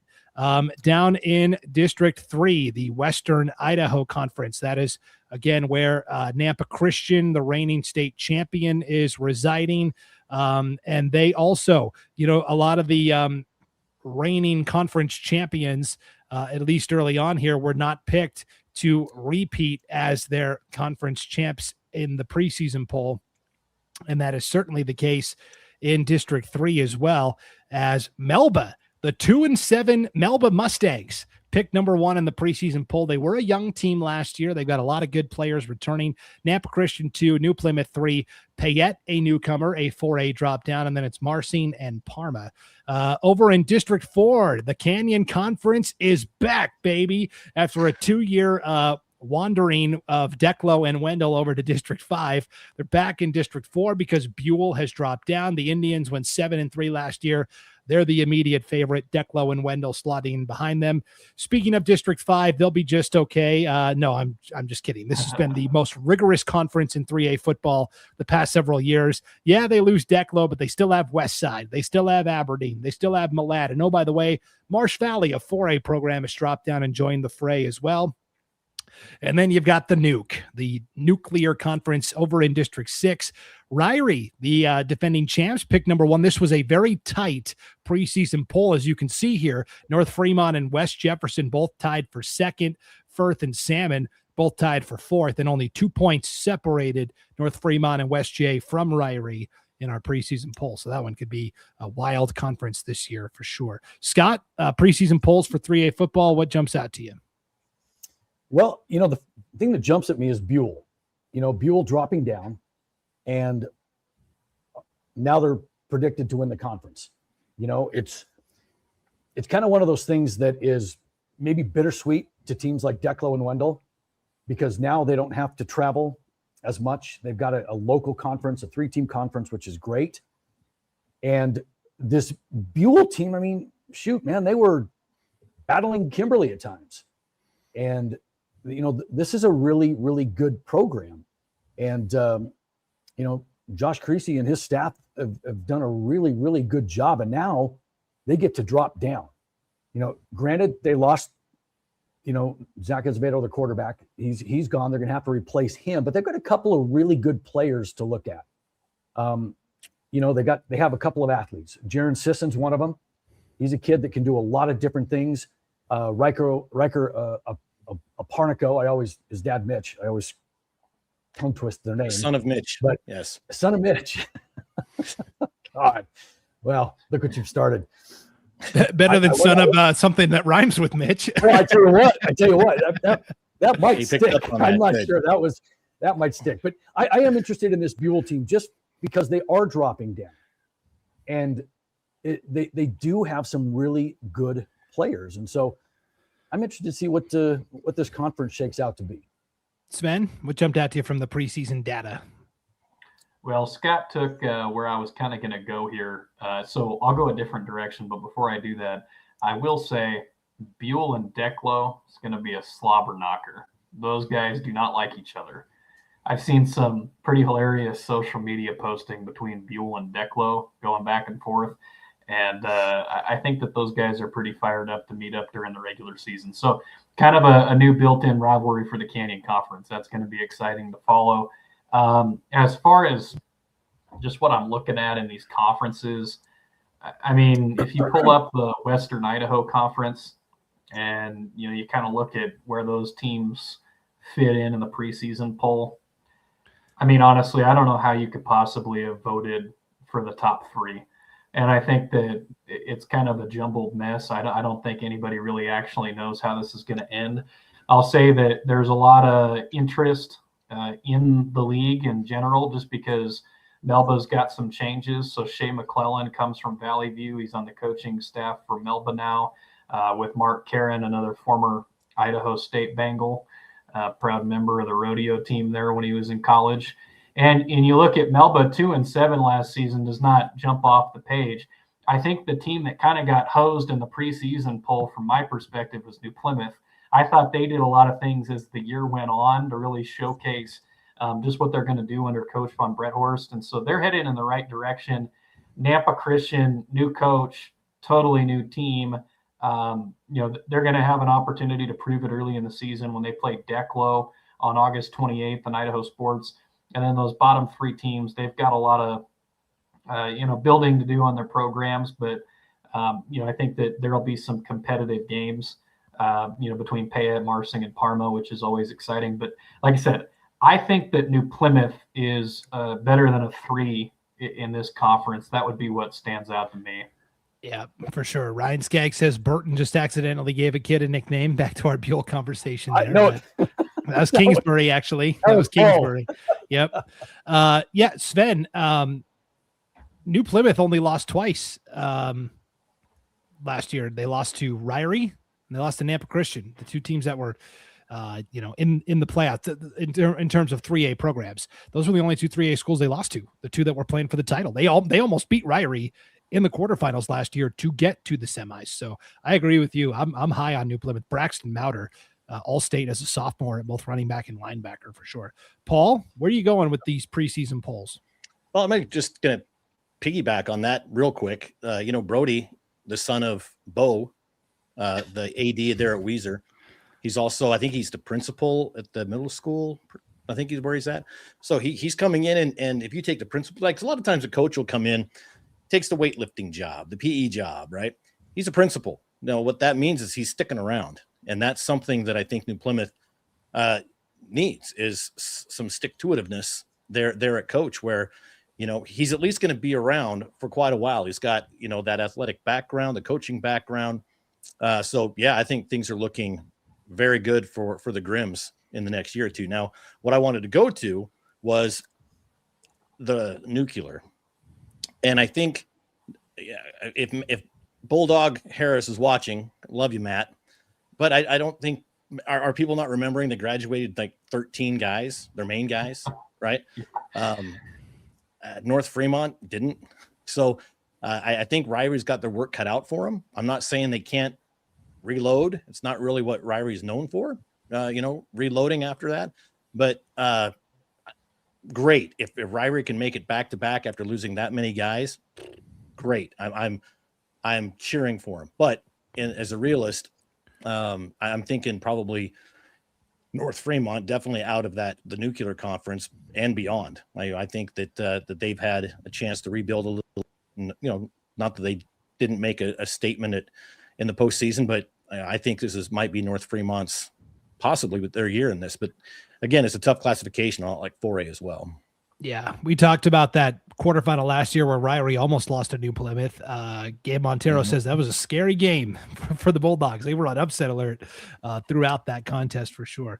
I'm going to go up to North Idaho. Ryan Skaggs says, did the CIL coaches forget Logos came up a class when the poll was taken? Logos last. Their JV beat Orofino last year, if I'm not mistaken. Yes, so last year, as Logos knew they were going to prepare for this move to 11-man football, their JV team played about half of their games as an 11-man program, and they actually played Orofino's varsity and beat Orofino's varsity last year. So yes, I was also very surprised. I'm a fan of Orofino. I love the Maniacs, but your JV beat Orofino's struggled, and so beating the Orofino is not really a resume building achievement for your team as far as that goes, because Logos is good. They're huge. But in the preseason coaches poll, when Orofino is in the league, it's got to be taken into consideration. So I think Snakes. But I think it's fair to say, you're moving up to 11-man from 8. They're going to, from a coach's point of view,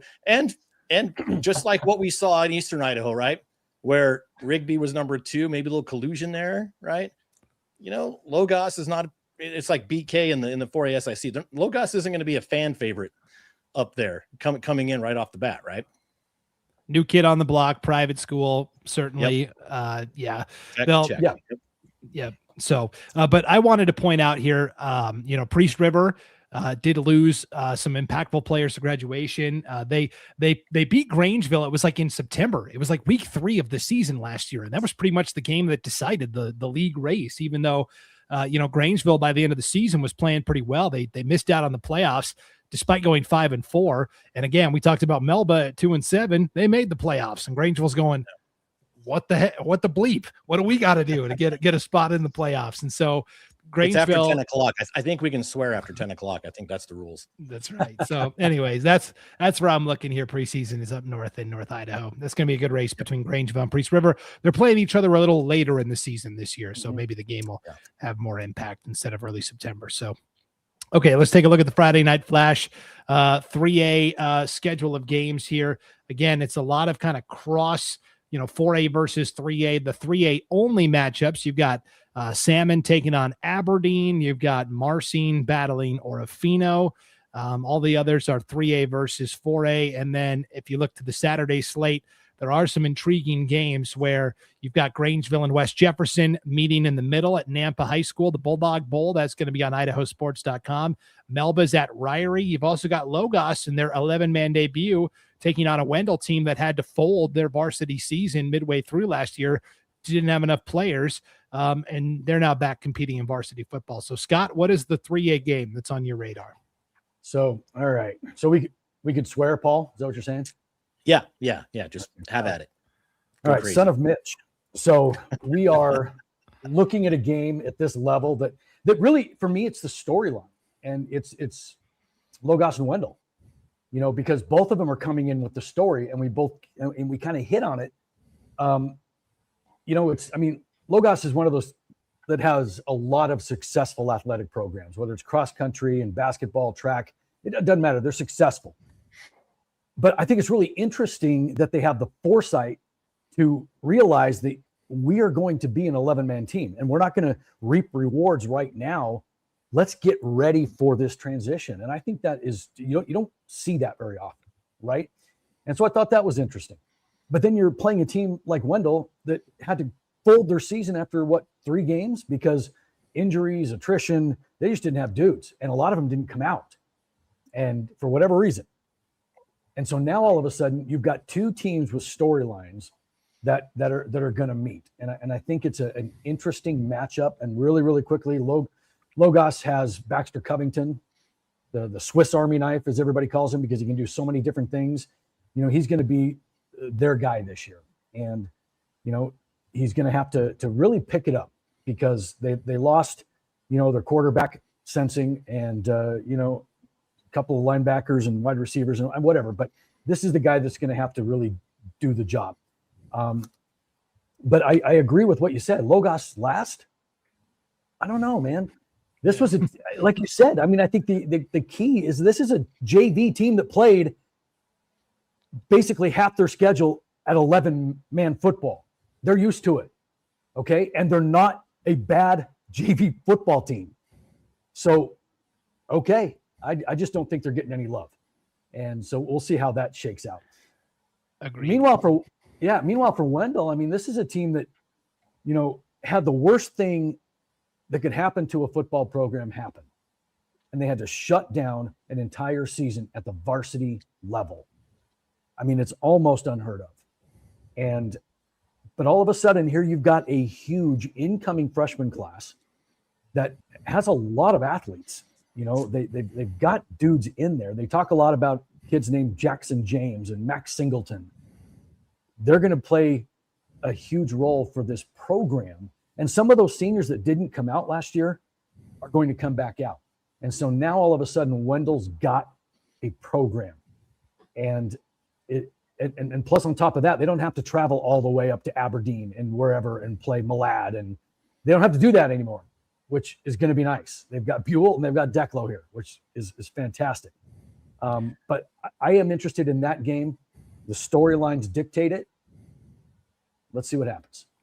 I'm glad that Jackson James is there, a new guy to take up the JJ mantle as Jasper graduated. So, Wendell's always got to have a guy with a double J name in there. So got to like that. Yeah. Paul, what game are you looking at here for 3A football? The Ryrie-Melba game. You're kind of looking at 2 ends of the spectrum from last year, right? Ryrie came into the playoffs, number 1 seed. Melba came in number 7 at large. I think they got beat by Aberdeen in that opening round. 2-7 last year, somehow made the playoffs, at large. Now, coaches are saying, yeah, number 1 team. So we could see a switch, honestly, based on attrition, the word you used a minute ago. They got Shea McClellan helping coach there at Melba now. Never hurts to have some NFL experience coming over there. So I don't know. I look at that Melba Ryrie as is there a new sheriff in town type of thing. And it'll be a test for Ryrie to see if they can come back after last. Did Scott just bail on us? Is it past his bedtime? Okay. He got So, called to a and then Melba, right? Melba's going to be, they need to come out. They've got the talent. They've got the experience. Now they just, like it said in their preview, it says the talent's there. The experience is there. Now they just need to turn it into wins. And that great preview written by Jack Davis, our writer here at Idaho Sports, he nailed it perfectly. And so it's really up to Melba what kind of season they're going to have. Yeah, should be a fun non-conference game for sure. Sven, what are you looking at here for 3A? Yeah, Paul briefly touched on it, but just in general with the conference, I think that Southeast Idaho conference with Westside at the top, and then you got Aberdeen, Malad. That conference is absolutely loaded. We didn't talk about them as far as anything that surprised us because I expect them to all be good. As far as games to watch this first week, I look at West Jefferson, Grangeville on Saturday at the Bulldog Bowl in Nampa. I think these are a couple of teams that, they're not getting picked too highly in the preseason, but they're both expected to be good. I think that West Jefferson just kind of has a history of not getting enough respect on a statewide level. They're going to do a lot of things well. They'll run the football about as good as anybody that you're going to find here in the state. And I love that matchup. It's one that you wouldn't have seen probably years ago, but now that you're going off rankings, it's important to put yourself against a team that you think is going to win a lot of games over the course of the season. And that's what both these teams think is going to happen. And they'll learn a lot about themselves right out of the chutes. We're excited to have Clay Hatfield and Craig Miller at that game on IdahoSports.com coming up on Saturday. As far as Grangeville goes, I know they're the preseason pick in the Central Idaho League. That league is super fun. I don't think it's going to be a runaway. You got Grangeville, Priest River, St. Mary's, and then all the way at the bottom, you see Logos, which is just a total wild card coming into the league this year. Kellogg and Orofino, trying to build back in the right direction. But I could realistically see 3 or 4 different teams coming out at the end of the day on top of this league. And so this is a first opportunity to see one of them as we get Grangeville to open up the campaign here in Nampa. Yep, for sure. Paul adjusted his camera so we could all see his dog, I think is what. Idaho Sports mascot here, Kuma. Yeah, Kuma. We wondered where Scott went. Ryan Skaggs said the FCC dumped Scott because of that Mitch comment. So we've been on the air a long time, and as you get older, you kind of have to go to the bathroom once in a while. I get it, Scott. I get it. Yeah, I know. I just can't. I have you whippersnappers in your little big bladders. No doubt. Coach Jared Michelson of the Marsh Valley Eagles. Hey, nobody talking about the Southeast Idaho Conference this year. Sven kind of touched on it there. They are playing Bear Lake in a 4A, like 3 years ago, Bear Lake was the 3A school and Marsh Valley was the 4A school. Now they're trading places here. It's kind of interesting. Should be a fun one. The game I'm going to hone in on just quickly is the Aberdeen and Salmon matchup down in Aberdeen. I'm really excited to see these two. Aberdeen, we know the last several years, you can pretty much book it. They're going to get to at least the quarterfinals and most often the semifinals. They just have never been able to get that last step to the championship. They lost a lot of talented players to graduation. I think about Lupe Ortiz at quarterback, Tannen Nelson, the all-state linebacker. They bring back some pretty good linemen, and the way they play offensively and defensively, they're just plugging in these tough, rough and tumble, farm kids. That's what they do. They just seem to get these guys off the factory line. So I'm excited to see that next wave of Aberdeen talent. Isaac Driscoll is going to take over at quarterback this year. Got a lot of experience for them in the playoffs last year when Lupe Ortiz was injured. And then on the Salmon side of things, there's good things happening at Salmon. We saw it during the baseball season where they won the regular season conference title, won their, super regional, got to state, which was so exciting. And I don't think it's a coincidence. It's kind of coincided with the arrival of Keith Director as the athletic director. He was at North Fremont as their football and baseball coach previously. And then prior to that, he lived in New Orleans and he ran a professional gym and trained college football players, NFL athletes from the Saints of New Orleans and other squads. And he trained Major League Baseball players. So he brings, a pretty extensive athletic training and conditioning background to Salmon, Idaho, and they love him up there. Yeah, And it so kind of opened my eye a little bit, just kind of looking at that they were tied with Firth for fourth. That would have never happened in years past. Just the fact that somebody in that league respected, what Salmon might be potentially building enough to say, hey, we're going to vote them over someone. And then just because I can, and it's that time of the night where I feel like this is necessary. I also want to give a special shout out to just the support that we've seen with Salmon. We saw it during baseball. Those businesses in the community really rally behind their teams. So this year for the football preview that we wrote for the nuclear conference, Salmon Select Sale, Discounts Unlimited, Fibercom, River City Ready Mix, and the Allen Accounting Group, all great supporters of making that preview happen. So really, really impressive community support in Salmon. And I think that we're all, we were doing it quietly for a while, but now we're rooting out loud for the Salmon Savages to stack up some wins this year, I think, huh, Brandon? Yeah, no doubt about it. Would love to see the Savages, take that next step. They started a couple of freshmen on the offensive line last year. They bring back almost everybody from last year's team. So really excited to see what they can do there. All right, when we come back, guys, we are going to talk 8-man football. Of course, we have the Idaho 8-man Prepcast where you get a more detailed breakdown of what's going on in the 8-man game. So this will be a lighter course offering here of 8-man football, but we'll talk 2A and 1A and what's going on in those classifications right after this break. This is the Idaho Sports Blitz, the season opening edition on IdahoSports.com. As Idahoans, we're not afraid to take risks.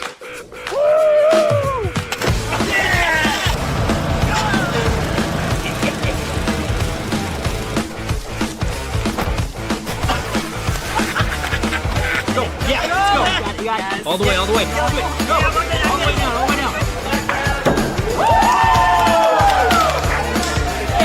Driving under the influence is not a risk we're willing to take. Be around to do more of what you love. Welcome back to the Idaho Sports Blitz, live on the IdahoSports.com YouTube channel, Facebook page, X account, and Instagram account. Brandon Baney, Paul Kingsbury, Sven Alskog, and Scott Burton with you tonight as we are breaking down the Week 1 slate of games across the state of Idaho, both 11-man and 8-man. We'll do this every Tuesday night throughout the season, starting at 8:30 Mountain Time, 7:30 Pacific Time. The shows will not go this long in general. This is just because it's the season preview and we're talking all the polls and stuff. There's just a lot to drill down to there. But in future episodes, it'll be a quicker discussion.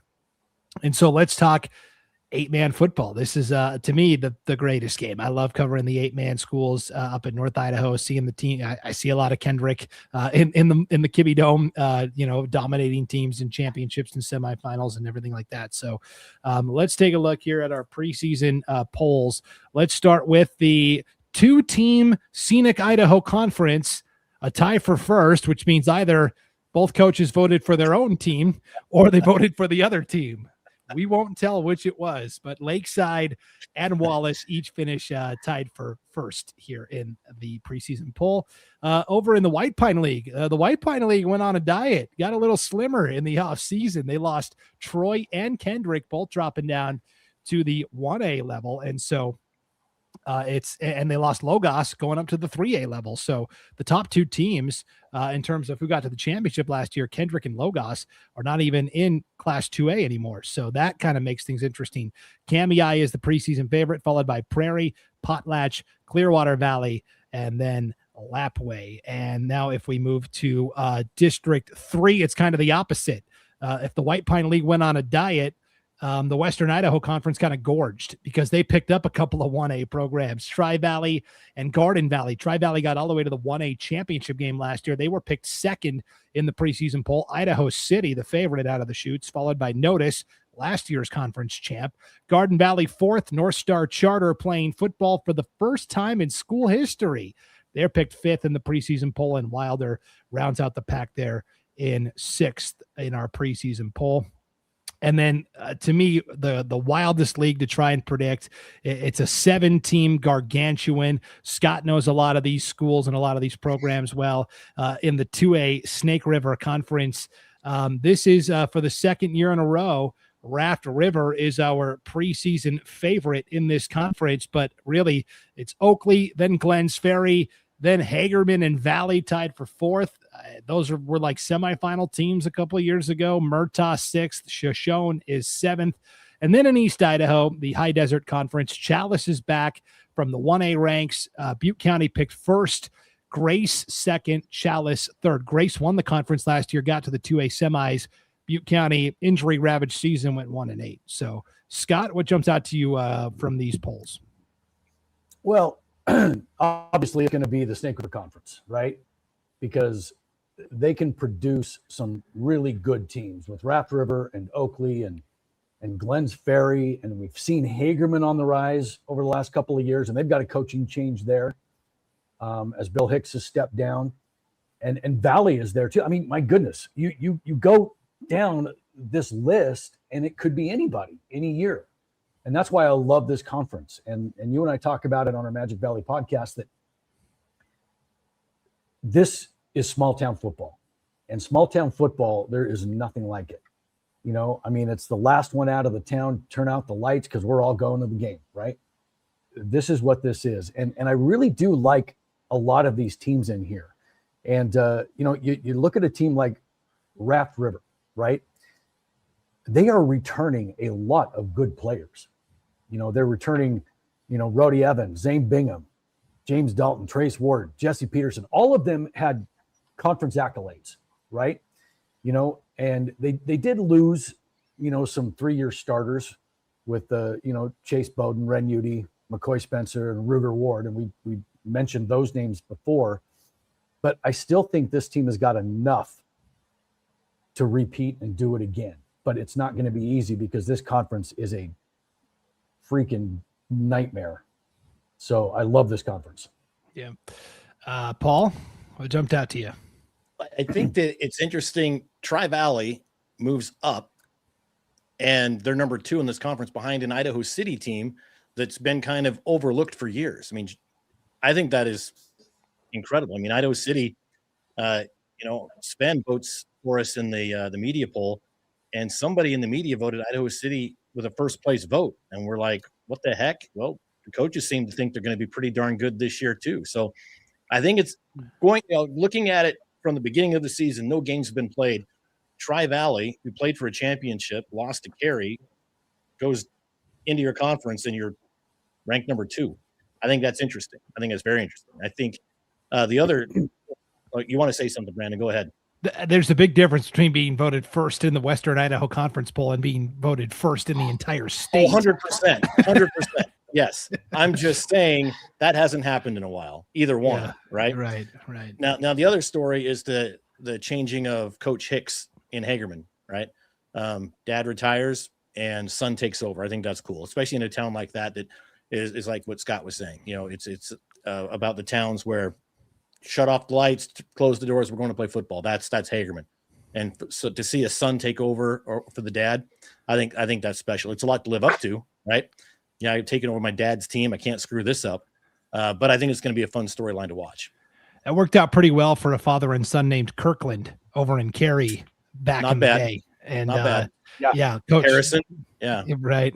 Coach Lane Kirkland, of course, will be on the Idaho 8-Man Prepcast again this season. That is Wednesday night at 8:00 Mountain, 7:00 Pacific with Will Henneke as well there. So Sven, preseason data, what's jumping out to you? I'll do a broad strokes overview of the classification as a whole. So if you're kind of going to look at it on paper and maybe where you would rank the top 5, I think a lot of people would look at the White Pine League in general. That's normally where you're going to go as your top spot. That would be Kamei, just based on the fact that they're picked to win the league. So I think when you look at the media poll, Kamei received 6 first place votes. That makes sense to me. I think the ordering from there is very subjective, and I'll get to that in a sec. But I would personally say you got to go Raft River 2, just for now. Hagerman 3, and then I think 4 and 5, you're looking at Wallace and Prairie, can be pretty interchangeable. I was talking with Will Henneke earlier today, and he said, you know, it's really possible when you look at this that a team that wins the state championship could potentially not even be in the media poll right now. And I think that that's fair. because you look at it and you've still got, teams that we haven't really addressed all that much yet, but Tri-Valley comes up. They lost a lot of players, but they were really good last year. Nice program. Tyler Wagner, the head coach. Oakley, a little bit of a down year. Never bet against them. You've got Grace, really good season last year, lost a lot of talent. That Idaho City team, Notice, Garden Valley. I mean, really, I don't know how big of a difference there is between the quote unquote number one team in the state and the 8th or 9th best team in this classification. I think that it's a little bit more balanced than what we'll see when we get to the 1A here in a sec. With that said, though, you've got to give a ton of credit to Cami on what they've done. Hagerman, Raft River, Wallace, like these are teams that had really outstanding seasons. So when you go into like conference specific, I would probably pull up that Snake River conference, Brandon. And I would say that what stands out to me on this one is just why on earth is Hagerman voted so low by the coaches in this preseason poll. I mean, this is egregious. I think that Hagerman has got to be at least number 2 in this poll for the preseason.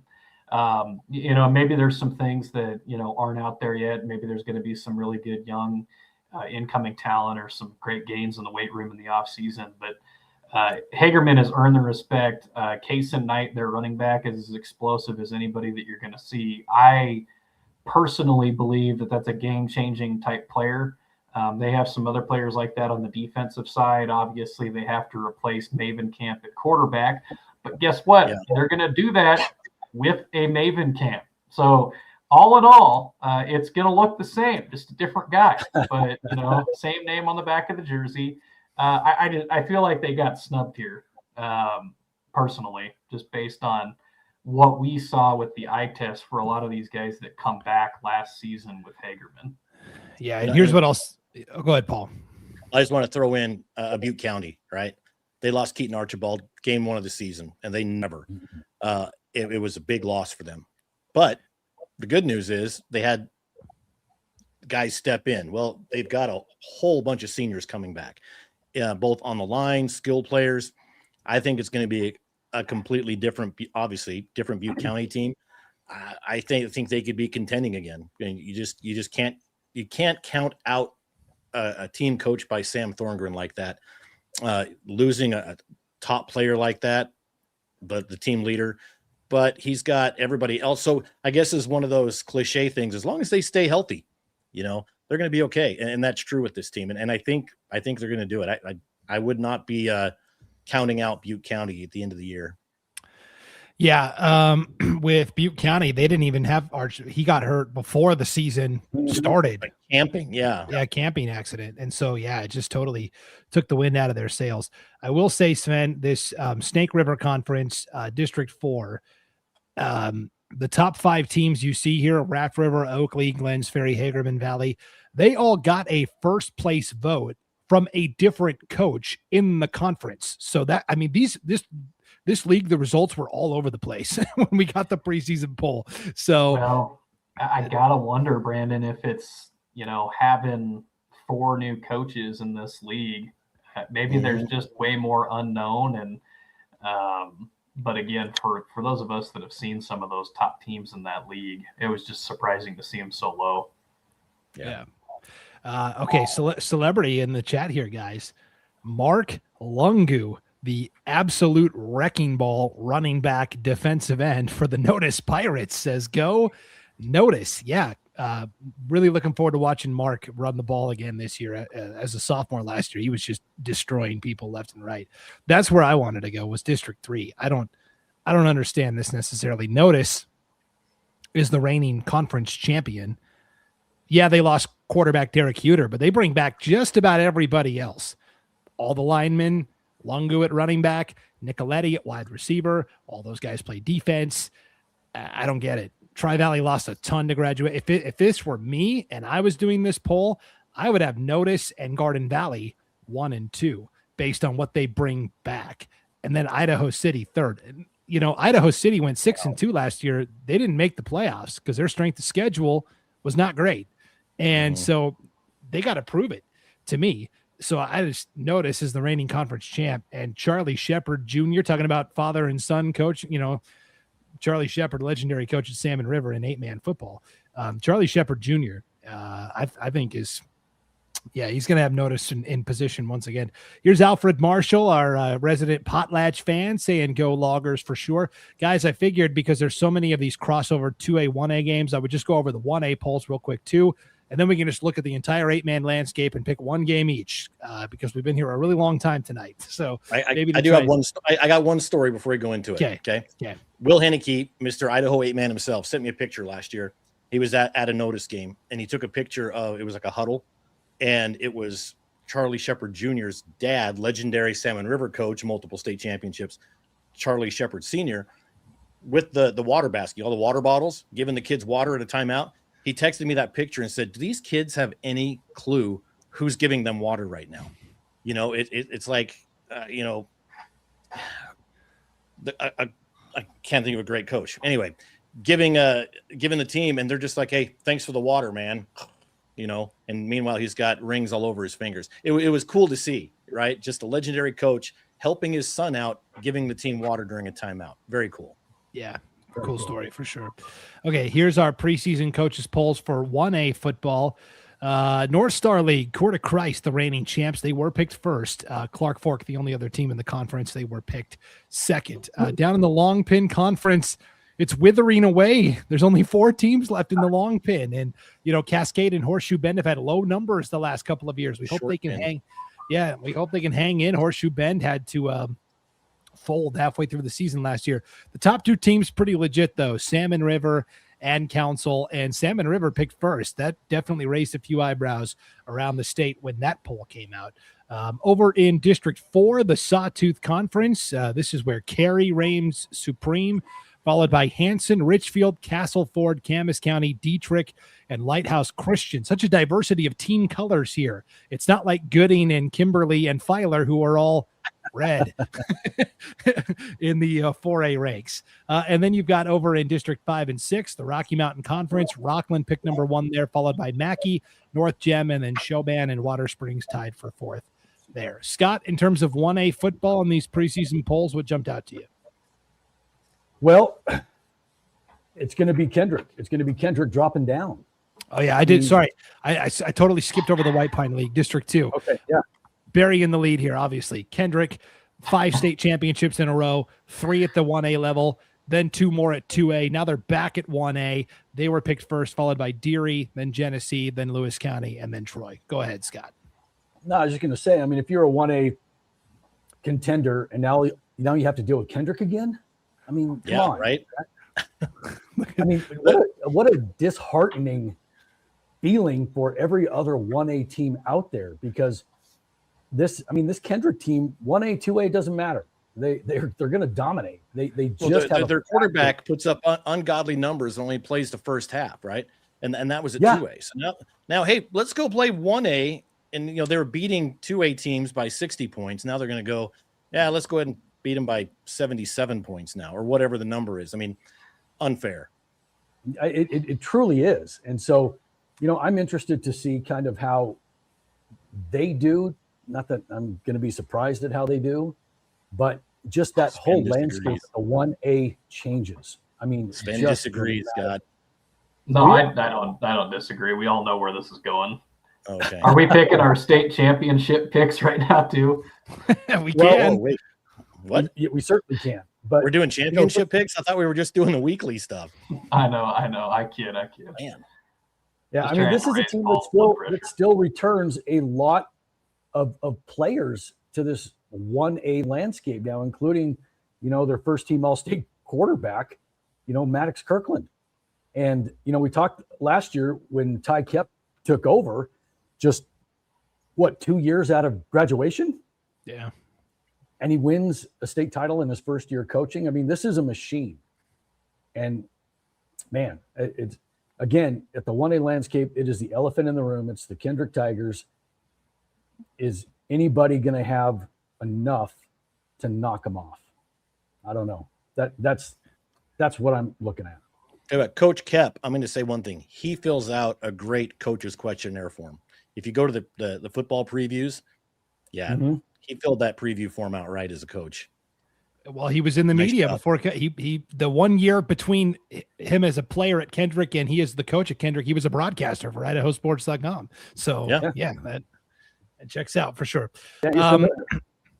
I do think the 1A schools are better equipped to handle a Kendrick than the 2A schools. You know, I look at Cary, I look at Court of Christ, I look at Council. I think all of those teams are better equipped than, you know, a Kamei, a Raft River, whatever, because we've seen, you know, Kamei and Hagerman and those give Kendrick their best shot and it hasn't worked. And so I do think the 1A schools are better equipped and have the personnel to maybe, you know, knock off Kendrick. We'll see. Yeah. And you talk about Council, and that's going to be their first game, right? And what Council's going to have to figure out is how to get over the loss of their quarterback, Owen Hatfield. Right. And we've talked about this through the course of the night. It's like, that is the most important position, you know, arguably the most important position on the football field is who's going to be your general. And if Council can figure that out, they still have a lot of great returning players. But you bring up a good point, Brandon. It's not 11-man football anymore. It's 8-man football. And it is a completely different philosophy. It's a different approach. But Kendrick's used to it. They've done it. You know, and so you're not throwing anything really new at them that they haven't handled in the past. You know, Zane Hobart was the guy back then, and they rolled through everything. And Ty Kep played at that level, right? Yep. And so this isn't going to be anything new. And Kendrick is going to have to be the odds-on favorite, I think, to win the whole thing. Until somebody can beat him and knock him off, here you go. Now, has he been there long enough where he's still coaching against kids he played against on these teams? Have they started as a freshman? Okay. Yes. Yeah, totally. which is a weird story anyway. That's a weird dynamic because you don't ever hear that. But you only hear it in the small schools, right? Right. I loved this story last year. Ty comes on board. His younger brother, Colt Kep, is still a senior at Kendrick, and he had been a wide receiver. And Ty goes to him right away and says, "Hey, little bro, I'm going to need you to step in and play offensive line this year for us. Sorry, you're going to have to play offensive guard."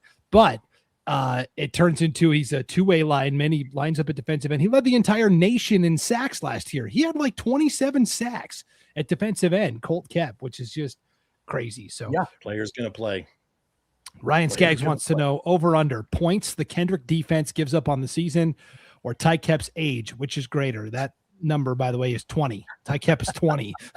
Yeah, he can't even buy beer yet, and he's out there coaching championship teams. Yeah. Wow. It's crazy. That's a good one. That's a good prop bet right there. Yeah. Love it. So, Paul, 1A preseason polls, what jumps out to you? I think we just talked about it. I mean, this has been just a conversation about Kendrick. I'm going to go Council, right? Council, I think, is a team that really has a shot. They're going to try and overcome the loss of Hatfield. J.C. Tucker, he's got that lineage of the Shepherds. Paula Tucker is sister to Charlie Shepard, so they're all related in there. So they've got that coaching blood. They got the athletic blood in him, and he's done a good job in Council. Council used to be year in, year out. They're the big boys. They're the ones that come in and watch out for him, and he's bringing them back. I like it. I was at Council last year for a couple of games, including that last playoff game, and it was a lot of fun. It's a good atmosphere, and I think it's a good town to coach in and a good team to play for, and he's going to have those kids ready, I think. I will say, for the record, the only Shepherd that's playing this year is at Salmon River. Blake Shepherd, their quarterback. So if you're looking for a Shepherd, it's at Salmon River, but a true Shepherd. So a true Shepherd. Yes, that's right. A true Shepherd. Okay. For the good of the group, then I'm going to move on to the games because I think we've kind of all conceded that Kendrick is the story until somebody actually beats them. So let's take a look then at what's going on across the 8-man landscape. So here are the two, and like I said, there's so many of these cross classification matchups. So Scott, what is the game that jumps out to you? And I'll navigate to it. Well, 8-man, 2A or 1A pick. Yeah. 2A or 1A. Okay, fine. We've already talked about Kendrick. Yeah. The one that kind of got my attention was the Mackey Butte County game. if you want to talk that one real quick, because yeah, I'm interested to see. I mean, Mackey is going to be under first-year head coach Justin Ivey, but he was a baseball coach for 11 years. But he was also the Butte County baseball coach for 4 years too. Interesting storyline. And this is a team that's been, predicted to finish second in the conference. They are returning some pretty good players in Graydon Bruley, second team all conference. Dax Tiger, another second team all conference. But this is a coach, Justin Ivey, that has coached these kids in 8th grade. So he's had the juniors, he's had the sophomores, even had the freshmen. So he's familiar with this team, even though he's stepping in for his first year.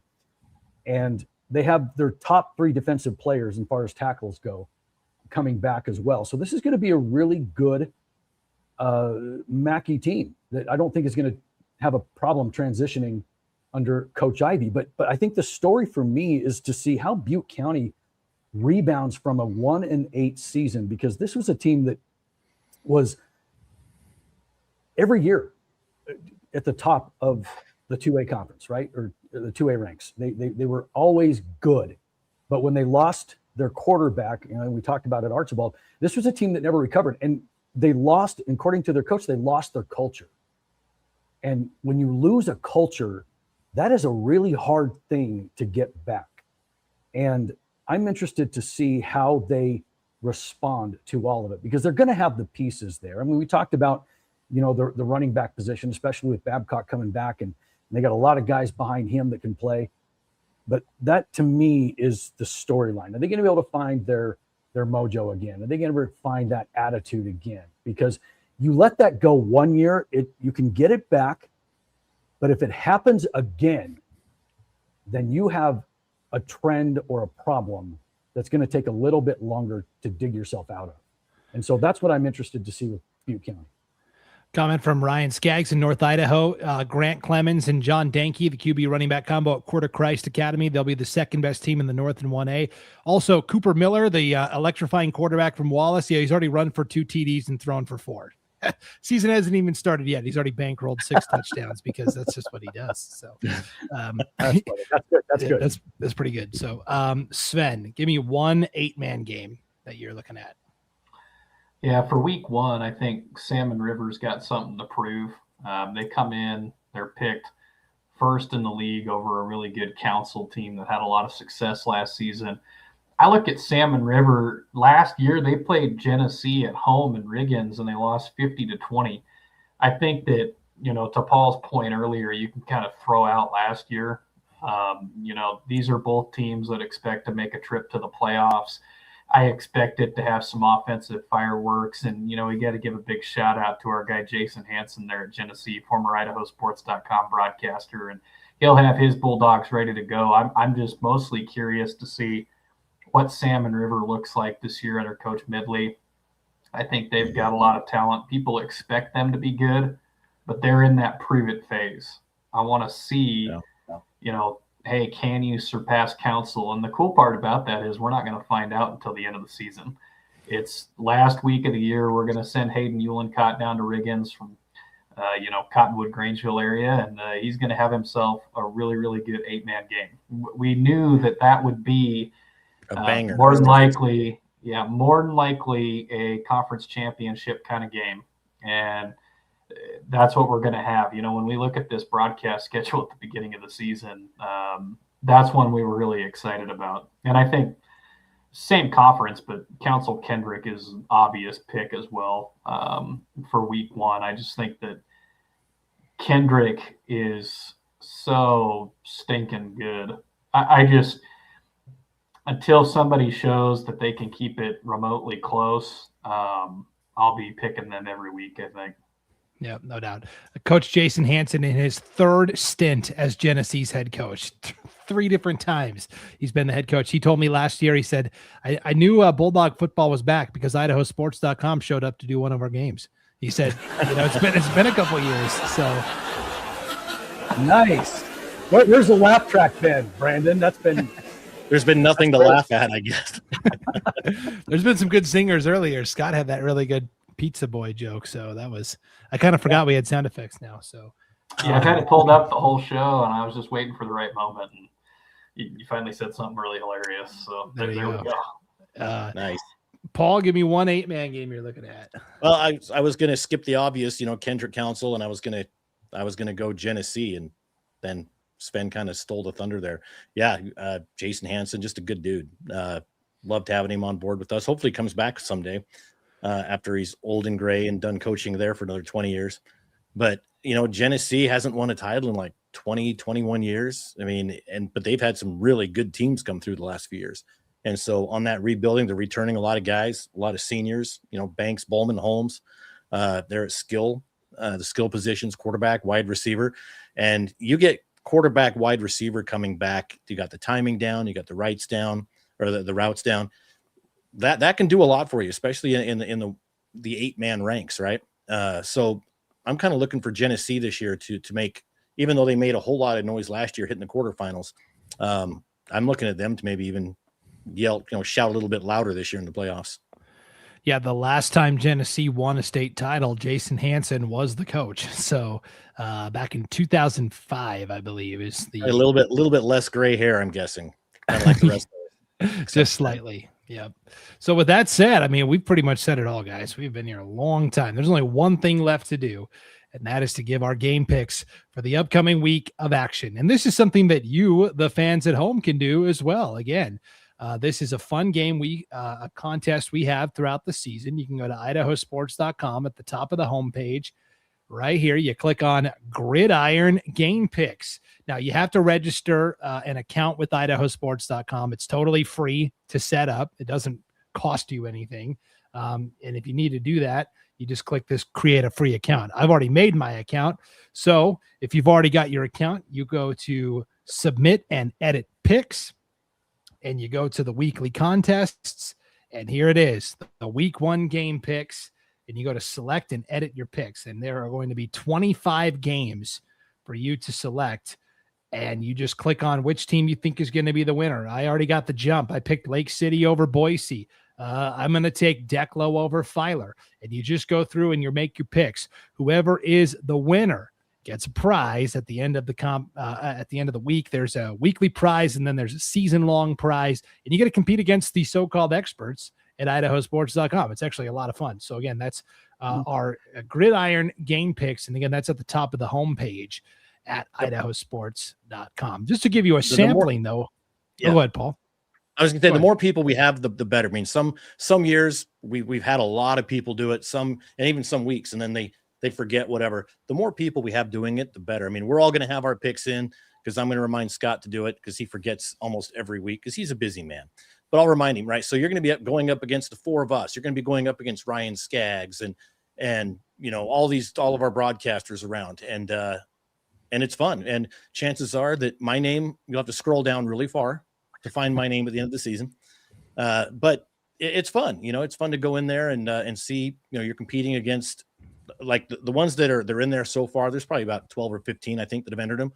Almost every one of those guys I recognize from like the last 10 years putting in their picks. I mean, these are avid guys, Idaho sports fans, junkies that are doing this. So, young, old, new, whatever. We want you in making those picks. And with that said, we've offered kind of a sampling of some of the best, most juiciest matchups. We'll keep track of those all season long in our Gridiron Game Picks. The primary voices you will hear on the show, there's 6 of us, and we've got those 6 making their picks all season long. The 4 of us, and then also Scott Burton or Ryan Skaggs and Lucas Gebhardt as well. So there we go. Now I've got us all. I was wondering what we were doing there. There we go. Nailed it. There it is. So Eagle and Highland, Columbia and Lewiston, Kimberly and Fruitland, Ryrie and Melba, Kamei and Chalice, and Council and Kendrick. So the pick 6, there's 6 of us. There's 6 classifications. We pick one from each game, each classification each week. And so good diversity across the board in the 11-man ranks.